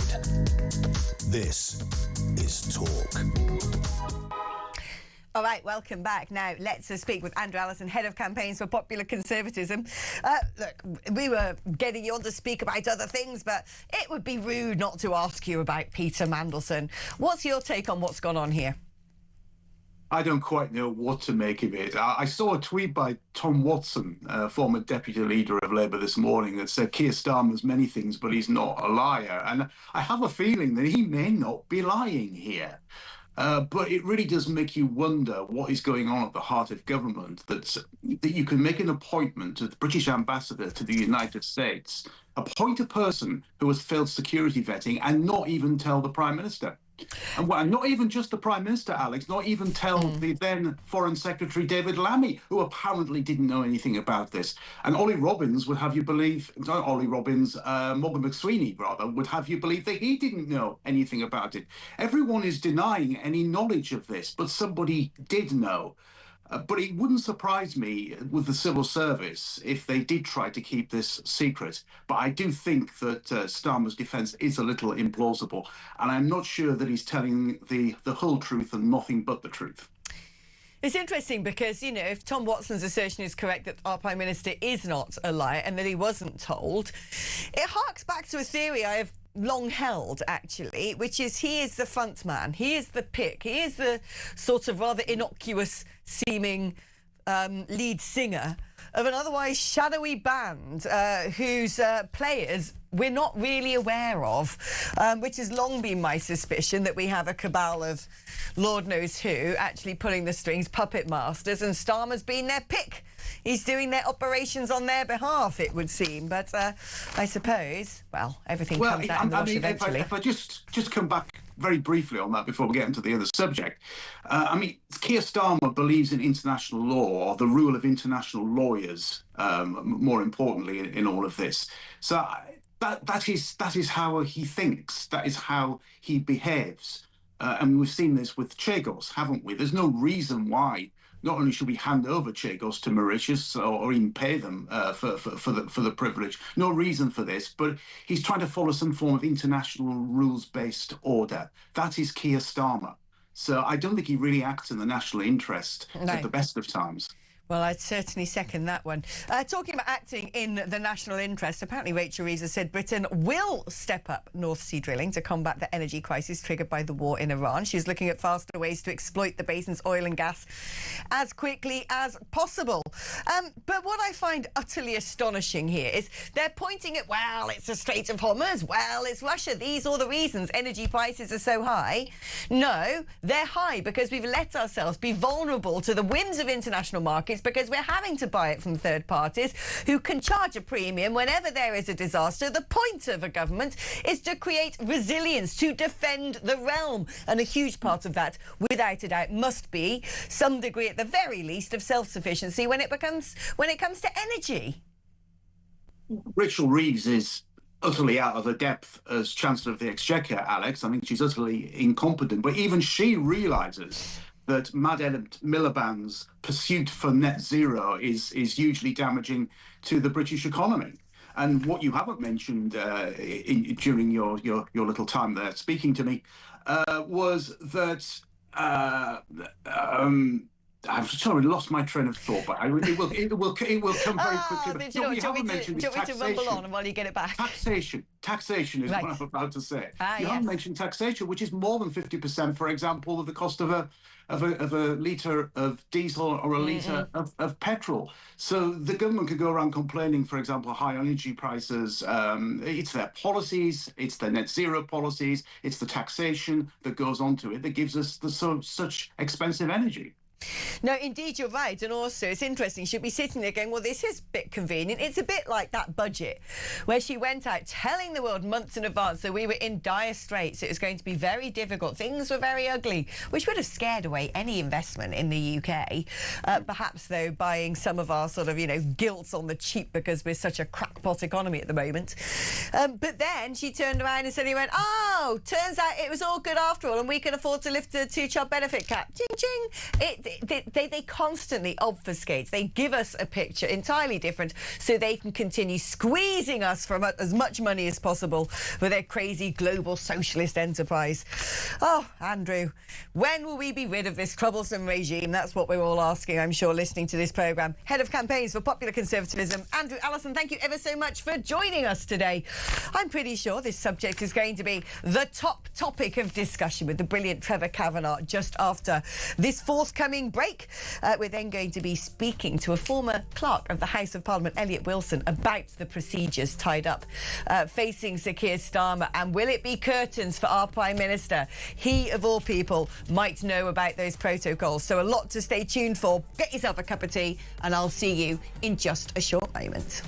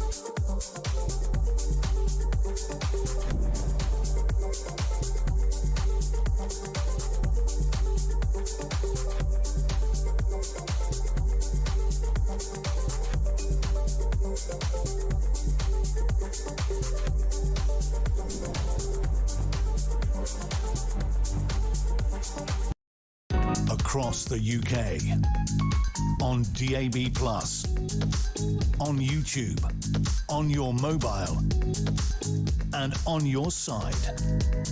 This is Talk.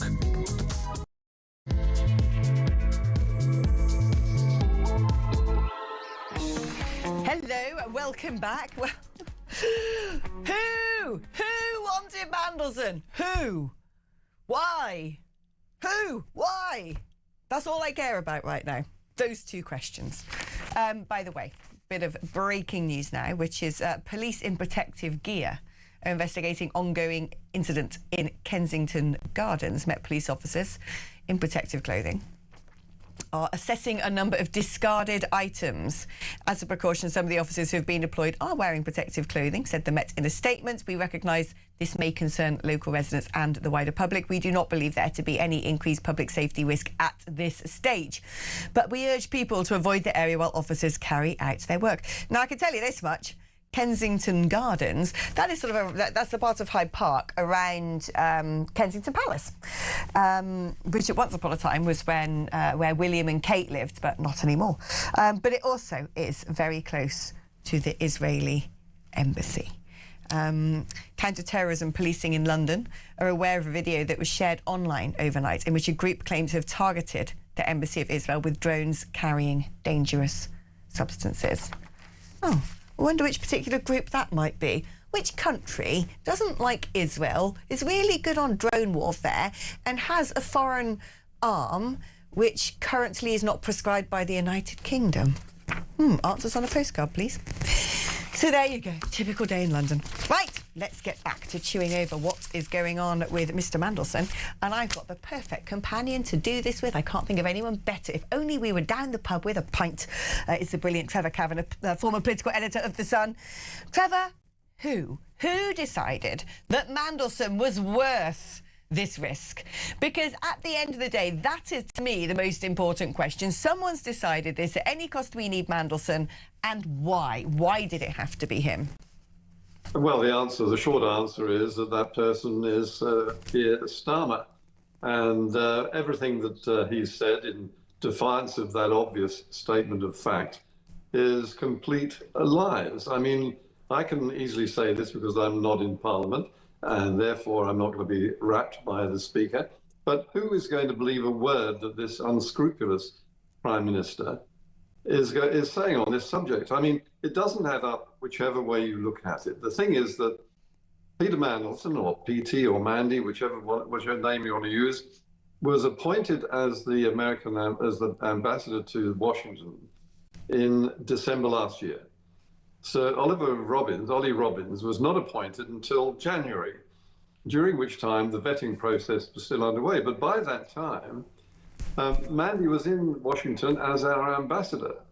And by the time we discovered, or the civil servants discovered, that he was a wrong 'un, which everyone knew anyway, it was too late to stop him. Now, it is impossible. I spoke to someone who is a former Mandarin himself, and of the old school of absolutely scrupulous integrity. And he told me this, that it is inconceivable that any Mandarin would judge the failure of vetting in a case as high profile as this not to be worth informing the Prime Minister. It cannot be true that data protection prevented this. After all, if the Foreign Office had decided not to ignore the vetting and the outcome of the vetting, they would have had to explain to the Prime Minister why they were turning down his chosen appointment. I think you're right about this. You know, the process of vetting is a process with a consequence. Otherwise, don't bother doing it. And so the consequence was he failed. He shouldn't have been appointed to the role. I would imagine what could have happened is the phone call might not have come from whoever in the Foreign Office, you know, had to break the news he didn't pass the vetting. It might not have gone directly to Starmer, because Prime Ministers are busy people. Might have been in a summit, might have been in PMQs, might have been doing one of a number of things. That phone call would normally land at the desk of the Chief of Staff, who conveniently is no longer in the role, who conveniently lost his phone, who conveniently misreported the location where he lost his phone to the other side of London, who then conveniently, when he did report it, had all the messages wiped, who then conveniently, now we know, oh, turns out I misreported where it was taken, is beyond the remit of most CCTV cameras, which have now been wiped. I mean, you know, multiple dogs are eating lots of homework right now. Yes, and Mr. McSweeney, the gentleman you're referring to there, was the prime mover and very, very close friend, of course, of Peter Mandelson, the prime mover in the appointment of him as ambassador. What a coincidence. This is something that is going to run and run, because nobody believes a word that Starmer is saying, and nobody's believed a word that Starmer says since he was actually elected prime minister.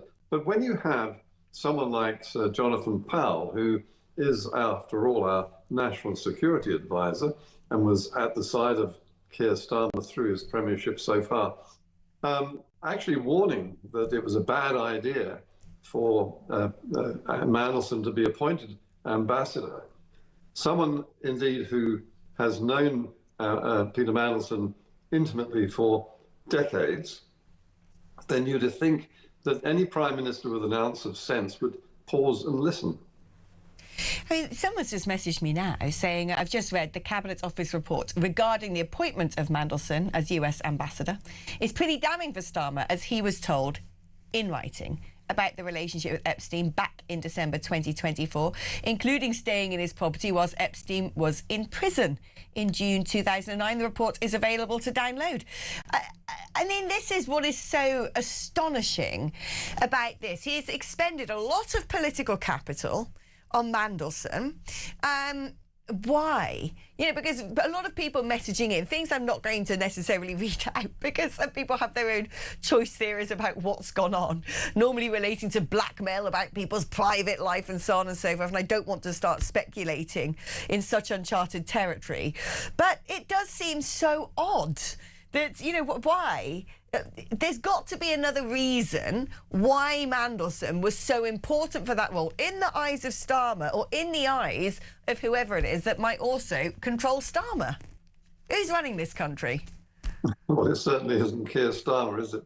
The fact is that Mandelson has a peculiar reputation as the arch manipulator, the Prince of Darkness, the man who can deliver things that other politicians simply cannot.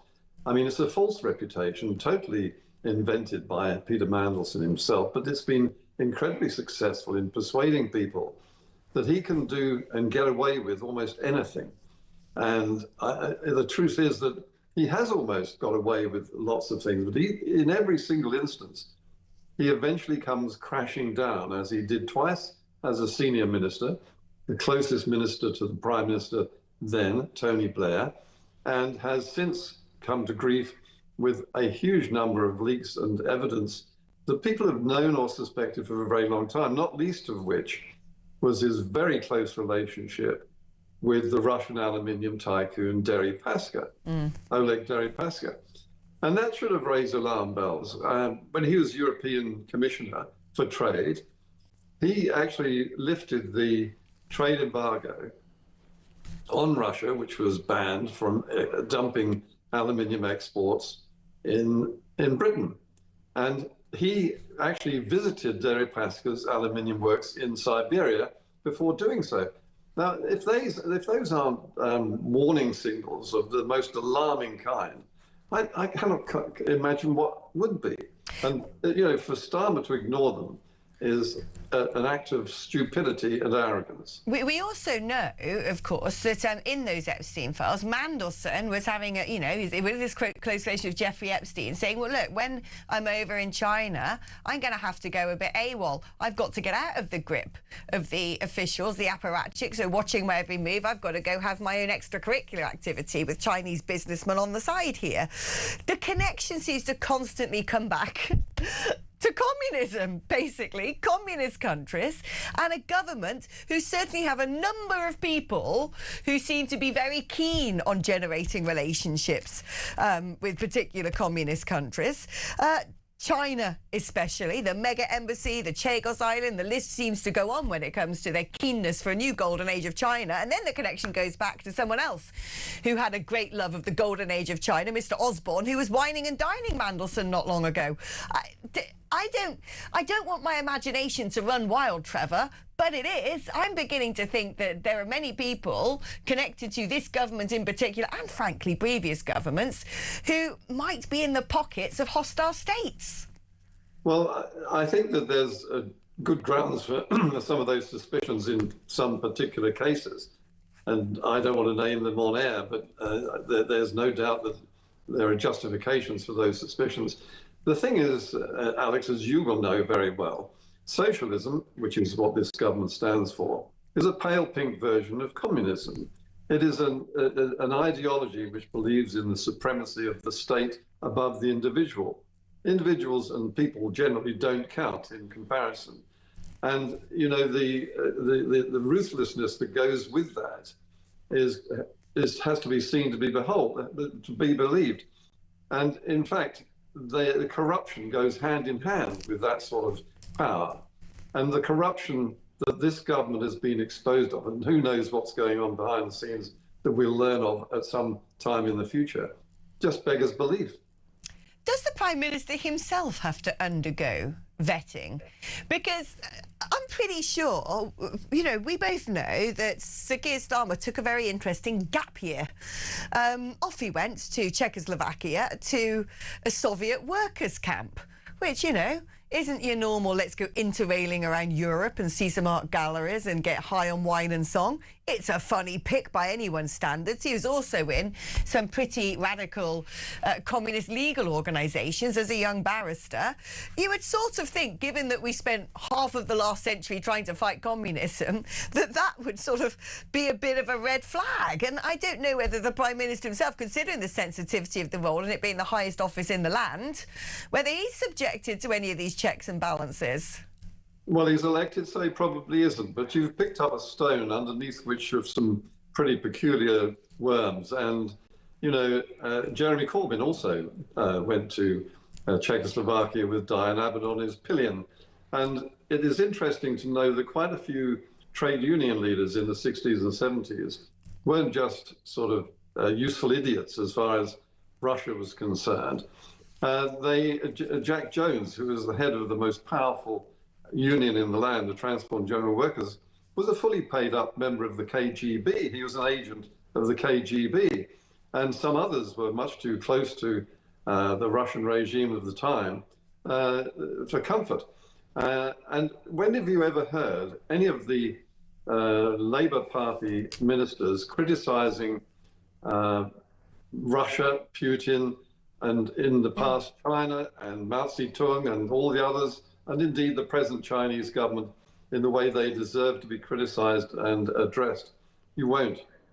Right, and it's actually that sort of strange pattern to me doesn't really stop in Britain. You can look at the old Iron Curtain, the former Chancellor of Germany, who was the one who served the biggest blow, the first great wrecking ball into the integrity of European borders. Angela Merkel, who was working as some sort of nuclear scientist in the USSR in East Berlin, and I think she's been one of the most harmful people to Europe. And I have to ask myself, is there basically now a communist cabal at the heart of Europe? Because we saw it as well with previous European Commission presidents. Barroso, he was part of the Communist Party. Like I said, we seem to spend most of the last century fighting communism in line with America. Now we've elected them.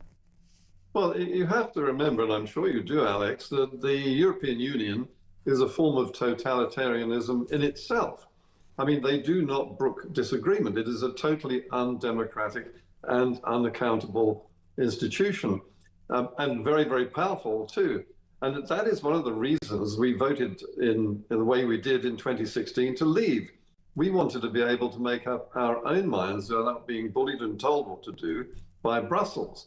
And, you know, this is something that people still, and indeed Starmer is now trying to reverse in another scurrilous and outrageous way, which is a form of deceit, which is another form of dishonesty.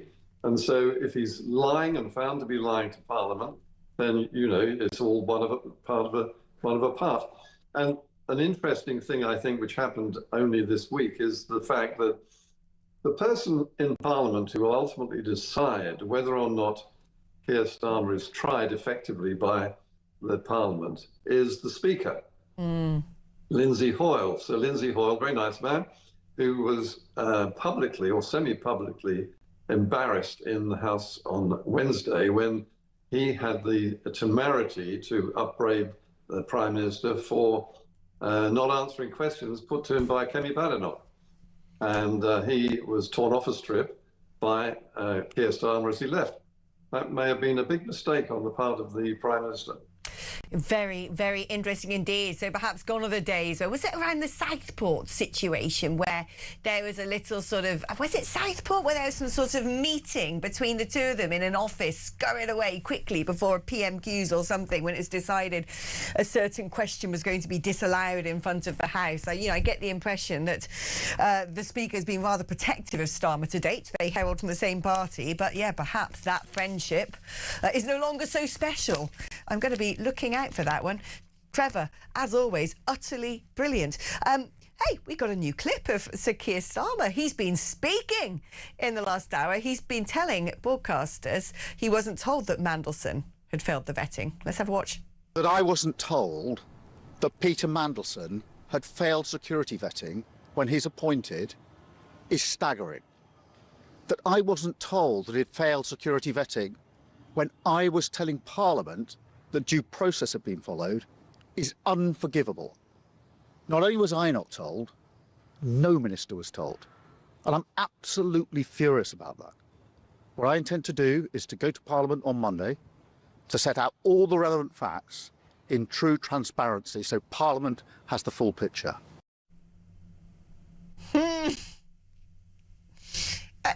I don't even know what to say about this. That I wasn't told that he failed vetting, ministers weren't told. He's still keeping something from us because he knows he was told. Do you see what I mean? If he wanted to be honest, he could give us the full slate of facts right now. He doesn't need to wait until Monday. He's just done an interview. Will it be proper procedure to say it in front of Parliament first? Well, jog into Parliament now. Call an urgent meeting. I don't know.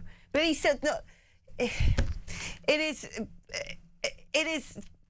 telling the truth by process of eliminating inconvenient details, which I'm afraid, I think that is lying. I think omissions are lying. Secrecy is something I really cannot abide. I really, really cannot. And we know that that's what we've now got from this government, a secretive government. A sneaky, sly, secretive, self-serving, scurrilous, scandalous government.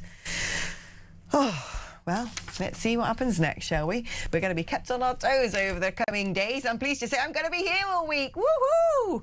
That's right, I'm going to be covering the 7 till 10, so I get to be part of the action. I love it when we've got drama in politics. Right, on that note, we're going to take a short break because after it, I am delighted to say that we're going to be joined by Elliot Wilson, former House of Commons clerk. Ooh, if anyone knows the procedures and the protocols, he does, so do stay tuned.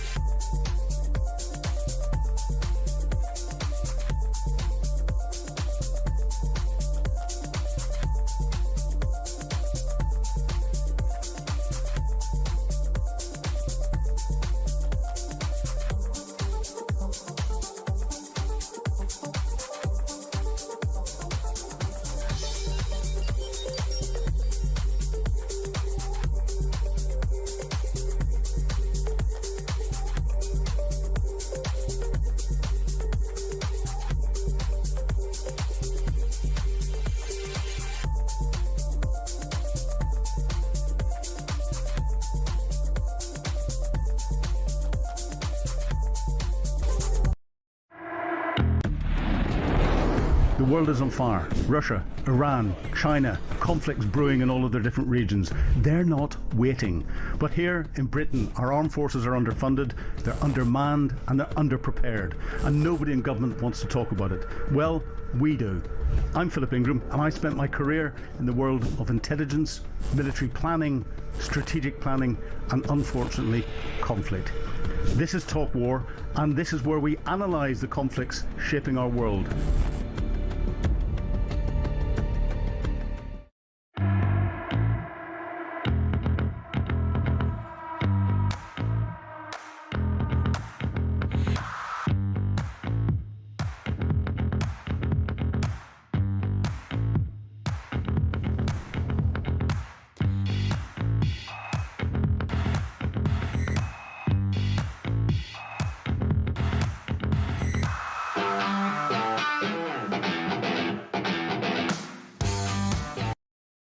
Across the UK, on DAB+, on YouTube, on your mobile, and on your side. This is Talk. Hello and welcome back to the show. Now, I think every single party leader, apart from Starmer himself, has called for Sir Keir Starmer to resign. Rightly so, some might say. Let's have a little look of Nigel Farage speaking to Breakfast Ian this morning. The Prime Minister, in a big speech in Hastings, said very clearly that Mandelson had passed. He said in the House of Commons that the vetting had revealed an ongoing relationship with Jeffrey Epstein, but not the extent of it. So you've got the Prime Minister publicly saying that the vetting had been done and that he knew about it, and now claiming he didn't know about it and he didn't know there'd been a rejection. That doesn't add up. And, you know, on Tuesday, we now learn, or their excuse is that on Tuesday they were told about this. Well, if that's the case, why did he not, on Wednesday, tell the truth to the House of Commons? It's evasion, and I firmly believe, and I really do, that the Prime Minister has not only misled Parliament, but openly lied to the country and thought he would get away with it. Has he lied to Parliament, Nigel? Because I noticed he was very careful, wasn't he, in terms of what he said inside Parliament as distinct for things he said at Number 10. And there's a crucial difference, of course, between those two locations. Yes, well, what was said in Parliament, of course, was read word for word of a script that had been, because he can't really do anything without a script, of course, and it was so it was very carefully done. But I still believe, I do believe that he misled Parliament, and I am certain that he lied to the country. Well, that really is going to be the decisive factor when it comes to the fate of the Prime Minister, one would assume. But what is the protocol? Do we think he has lied to Parliament? Who better to ask than the former House of Commons clerk for over a decade, Elliot Wilson, served in that role from 2005 to 2016. OK, Elliot, you are the professional here when it comes to things like procedure, protocol. From the outside looking in, are there question marks over the integrity of our Prime Minister and what he has said in front of Parliament?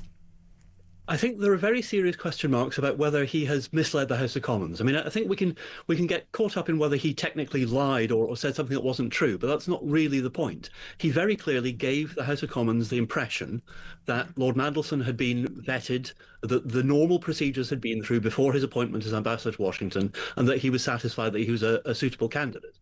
Now, we know that that is not true. We know that he wasn't properly vetted, or at least the vetting was turned down.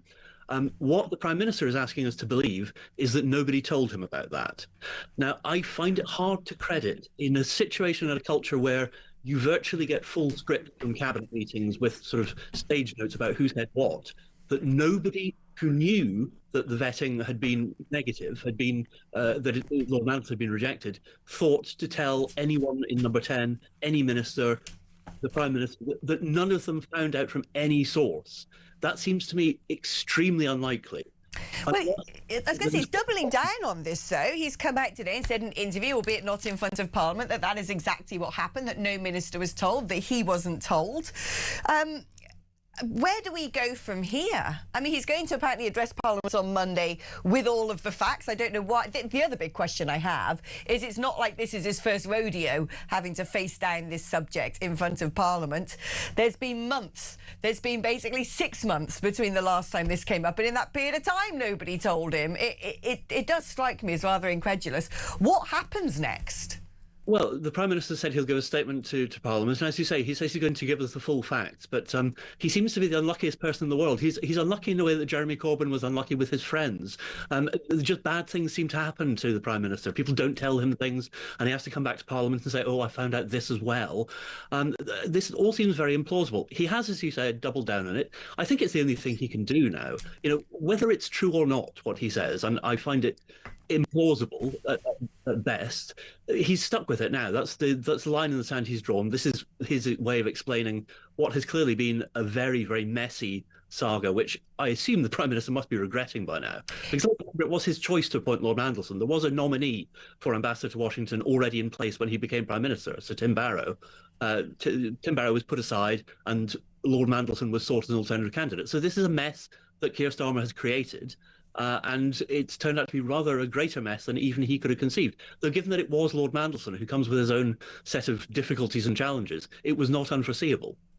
What happens next then? Because, you know, he's going to come back, apparently address Parliament with all of the facts. We know that they're not going to be all of the facts. It'll be some chosen facts that are put together in a collage to curate a reality to Sir Keir Starmer's liking. But even if it's the case that Parliament were misled, because you would be mistaken in thinking otherwise, Parliament sat there and the Prime Minister basically said the vetting was done. And so from that, you inherently draw the conclusion that it was therefore passed. You know, just admitting that is a deliberate act, I would say, and whether or not he knew. Parliament clearly was misled. Whether intentional or otherwise, does that determine the same outcome? Is he curtains? Well, that's a matter of the House to decide. I mean, this is the problem, that he has a very large majority. It's hard to remember quite how handsome a majority he was returned with less than 2 years ago, as it's all gone so badly wrong for him. But he has a majority of, 160, 170. If the House decides that it wants to vote against him, it can do. But, it would require the opposition to put down a vote of confidence or something like that. And it would require Labour MPs to take their chances, potentially ahead of local elections when their colleagues are putting themselves forward for the public scrutiny, to then stand foursquare behind the Prime Minister. Now, they've not done that for a long time, many of them, so it would be odd to get into the habit now. But crisis does bring out strange habits in people.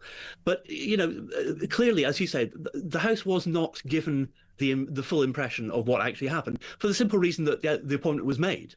If the Prime Minister, if there had been a problem with Lord Mandelson's vetting, as there obviously was, it should have been something that was mentioned, or the appointment should not have gone ahead at all. But Lord Mandelson was sent to Washington as our ambassador, judged to be a fit person. That turned out not to be true within less than 6 months. And yet Sir Keir stood at the dispatch box and said it was all fine. The full due process had been observed, and that Lord Mandelson was off to Washington. So something went wrong.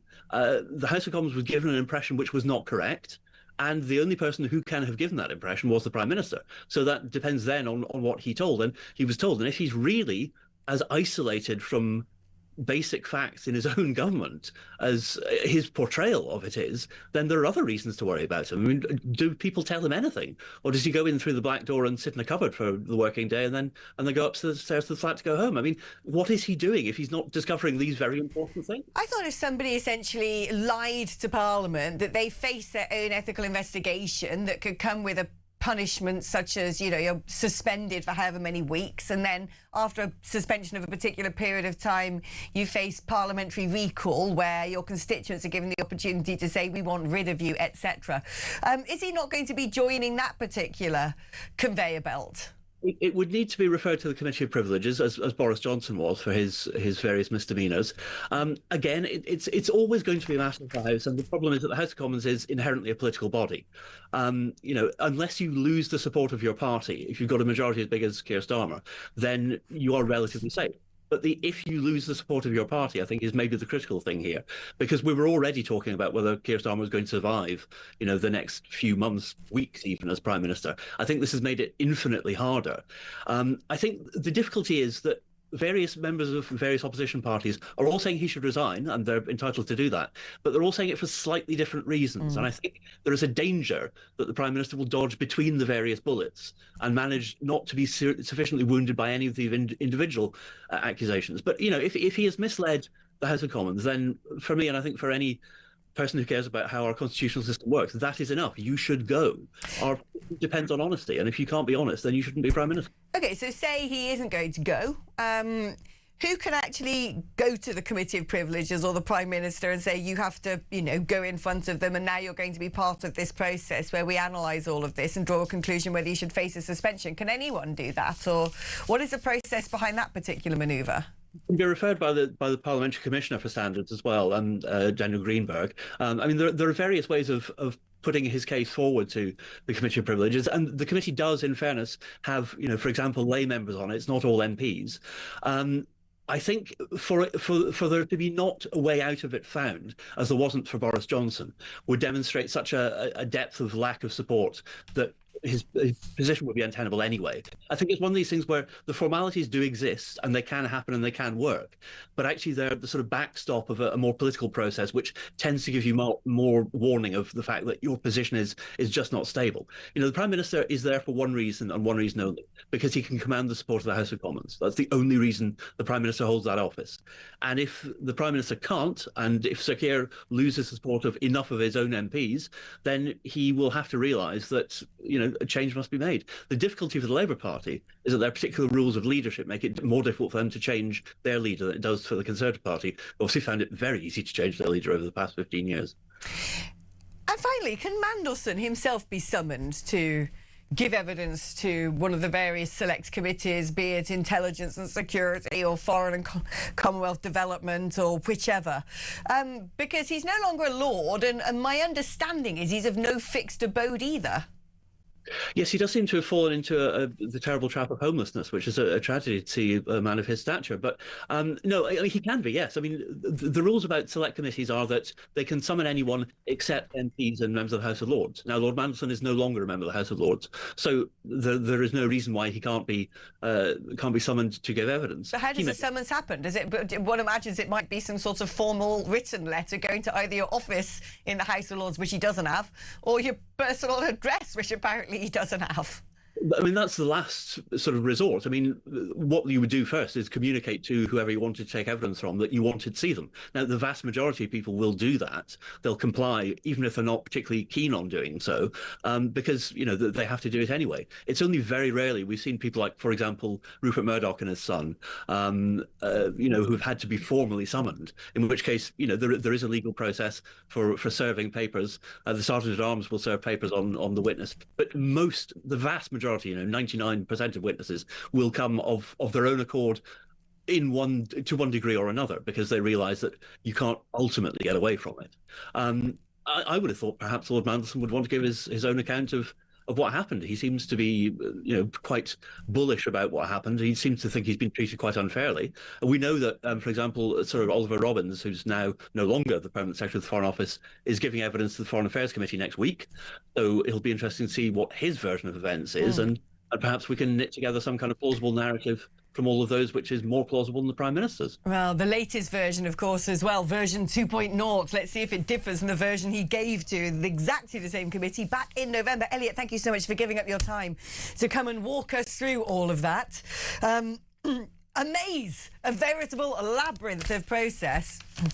And interesting that Elliot's suggesting that he might dodge the lot of it because there's not one net trying to catch him.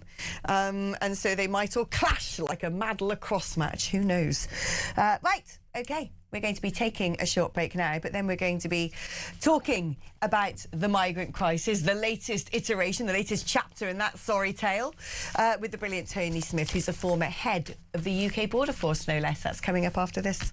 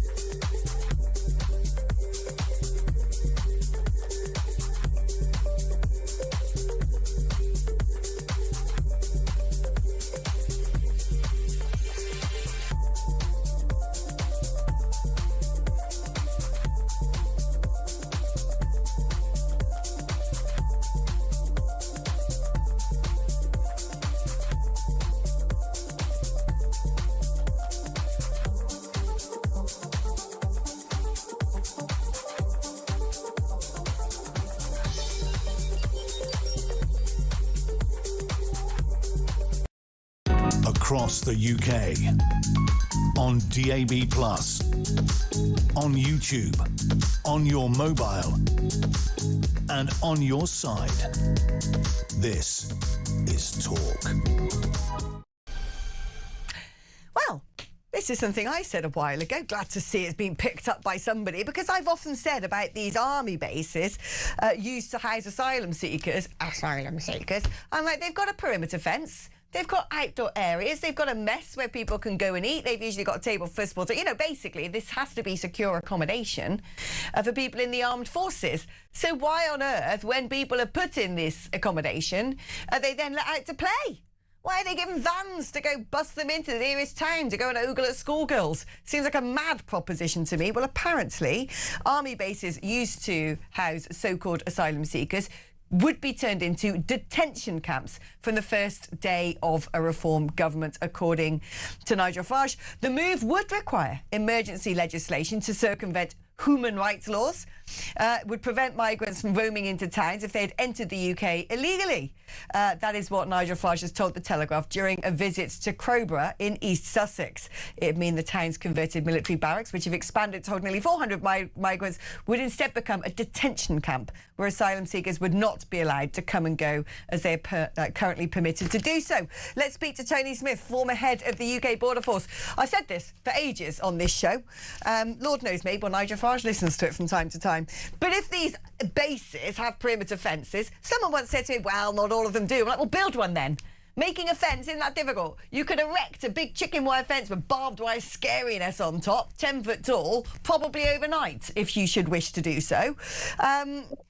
So do you think this is plausible? Because, you know, I think this is a grand idea, but is it workable?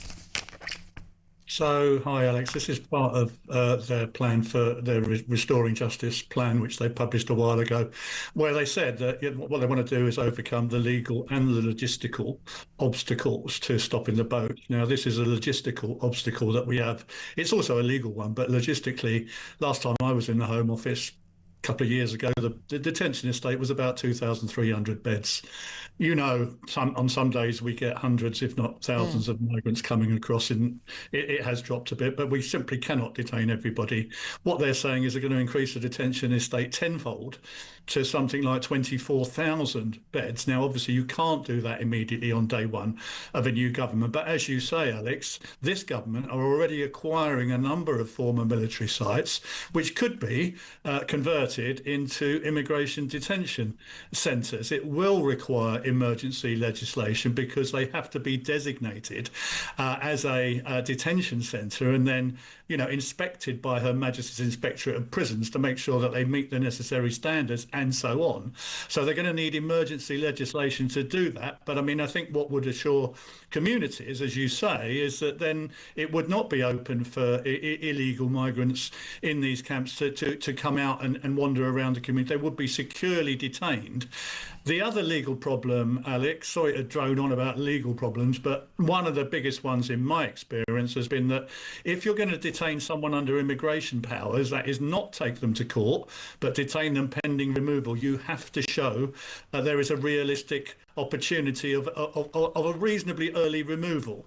The problem we have now, of course, is that when a boat arrival arrives in our country, they can claim asylum, they can claim human rights protection, they can claim modern slavery, all of which hit the pause button on the removal. So when you take that person to, you know, they apply for bail and you go to court as a Home Office representative, you will say, well, no, we're trying to remove this person, but you can't say when that's going to happen because you've got all these representatives coming in, lodging fresh representatives. Quite often the bail will be granted. So they have to look at the Hardy-Al Singh judgment. They have to look at the legislative framework under which we are enabled to detain migrants who come undocumented from safe countries for an indeterminate period unless they choose to make a voluntary departure. That is going to raise all kinds of alarm bells on the left, in the Lords, in the Supreme Court. So they're going to have a huge legal battle on their hands. But they've made it pretty clear, I think, in Operation Restoring Justice that this is what they want to do.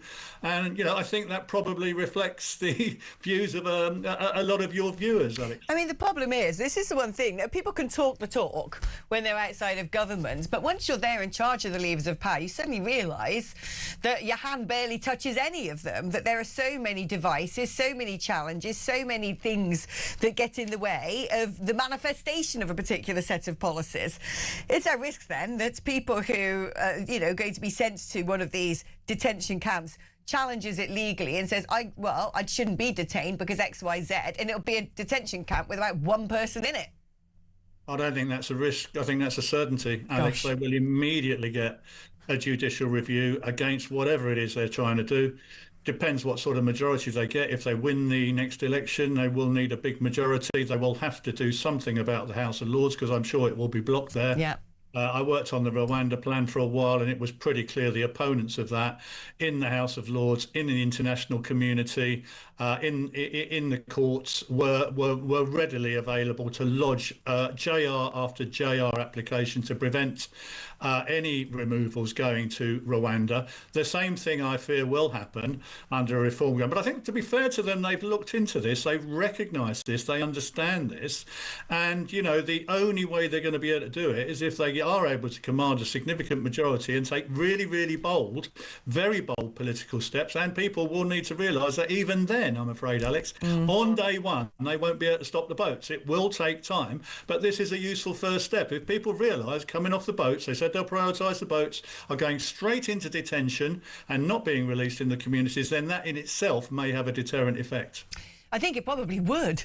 But if there are going to be various legal challenges against people being put into detention centres, is there a possibility, and I'm just thinking out loud, spitballing with you here because I don't know, that instead these things are classified as refugee camps? Because when I look at refugee camps around the world, it tends to be a bit of canvas and a bowl of gruel. It doesn't happen to be a 4-star hotel and a free iPhone. So might there be a sort of opportunity to reclassify these things as refugee centres, or is that automatically granting people asylum? Because it seems to me in our system we have to sort of give people the benefit of the doubt and then prove them wrong before deporting them. Could that be a way around this, or is that opening up a whole different can of worms? Well, the refugee camps that you describe are actually run by the UNHCR around the world, Alex, and they're the places where you would expect asylum seekers to go if they genuinely are in fear of persecution. You would, you would get out of the country you fear persecution. You would probably go to the nearest safe country you could get to, and the UNHCR are funded to provide refugee camps where you will be looked after. You will be fed and watered. They are funded for that. What the refugee UNHCR would like is for the world to come and help and take some of those really vulnerable, genuine refugees out of those camps and resettle them through resettlement programs in the West. And that's what we used to do, as did the Americans, the Canadians and the Australians. That is really picking up the issue about safe and legal routes. If you're genuinely fleeing a war and bombs are going off in your back garden and you have to escape either to another part of your own country or somewhere else, that is the business model that's been arrived at about 100 years ago and still exists. The problem is the entire business has been taken over by human smugglers and criminal gangs who will facilitate your movement across borders, exploiting immigration laws to jump the queue. So I don't think you'd be able to, do what you want to do by turning it into a refugee camp. You do need to have a detention centre. You do need to get them designated. It is a tricky process, but it can be done. But I think, you need to look, I think the reform paper needs to be looked. Operation Restoring Justice in itself is quite a comprehensive document. They quite often get criticised for not having policies. On this they have. I've read it myself and I've looked at it and I think it is, but it's going to take really, really bold political will to drive it through. And people, if they do get in, will have to be patient with them, because it's not, even then, it's not going to work on day one, I don't think. I think you're right, and you're right to bring up the blocking element of the House of Lords as well, where reform doesn't have... Do they have a Lord? Maybe they've got one or two, but I don't know. But they certainly don't have enough to prevent that particular obstruction. Tony Smith, thank you ever so much for sharing your expertise with us, former head of the UK Border Force. OK, we're going to take a short break. After that, let's wrap up the show by having a chit-chat. 03444991000 is the number to dial. Kieran is there ready to take down your details and give you a call back or keep you on the line. 8722 if you want to squeeze in a final text message, right talk before your text is or your normal network rate, etc. I'll see you just after this.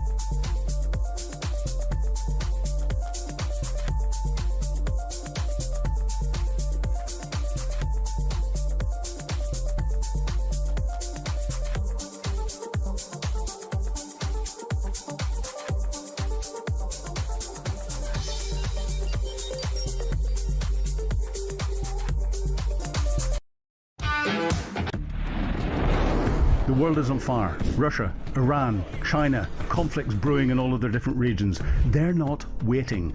But here in Britain, our armed forces are underfunded, they're undermanned, and they're underprepared. And nobody in government wants to talk about it. Well, we do. I'm Philip Ingram, and I spent my career in the world of intelligence, military planning, strategic planning, and unfortunately, conflict. This is Talk War, and this is where we analyse the conflicts shaping our world.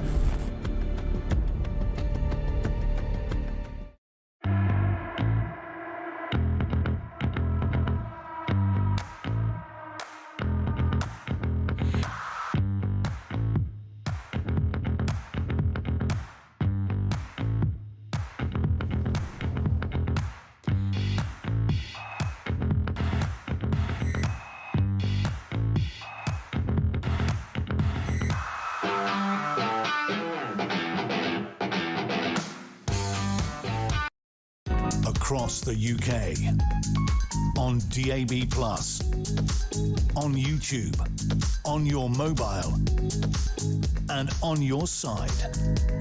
This is Talk. Hello there and welcome back to the show. Well, welcome to your part of the show, because this is the bit where we hang out together, isn't it? Communal catharsis. Let's speak to Matt in Cheshire. Hi, Matt. Hi, good morning, Alex. Good afternoon. Sorry. That's right.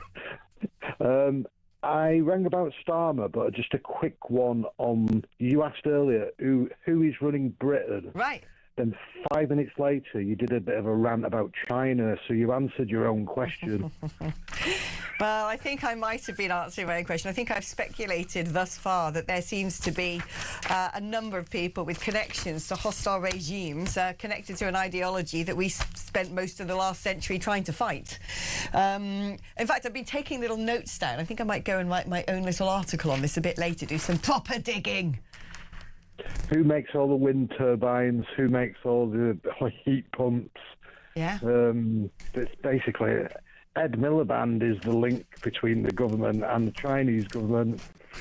On Starmer's, regardless of any paper trail, Starmer's comments in the Rose Garden show that visually and body language-wise, he is an obvious liar.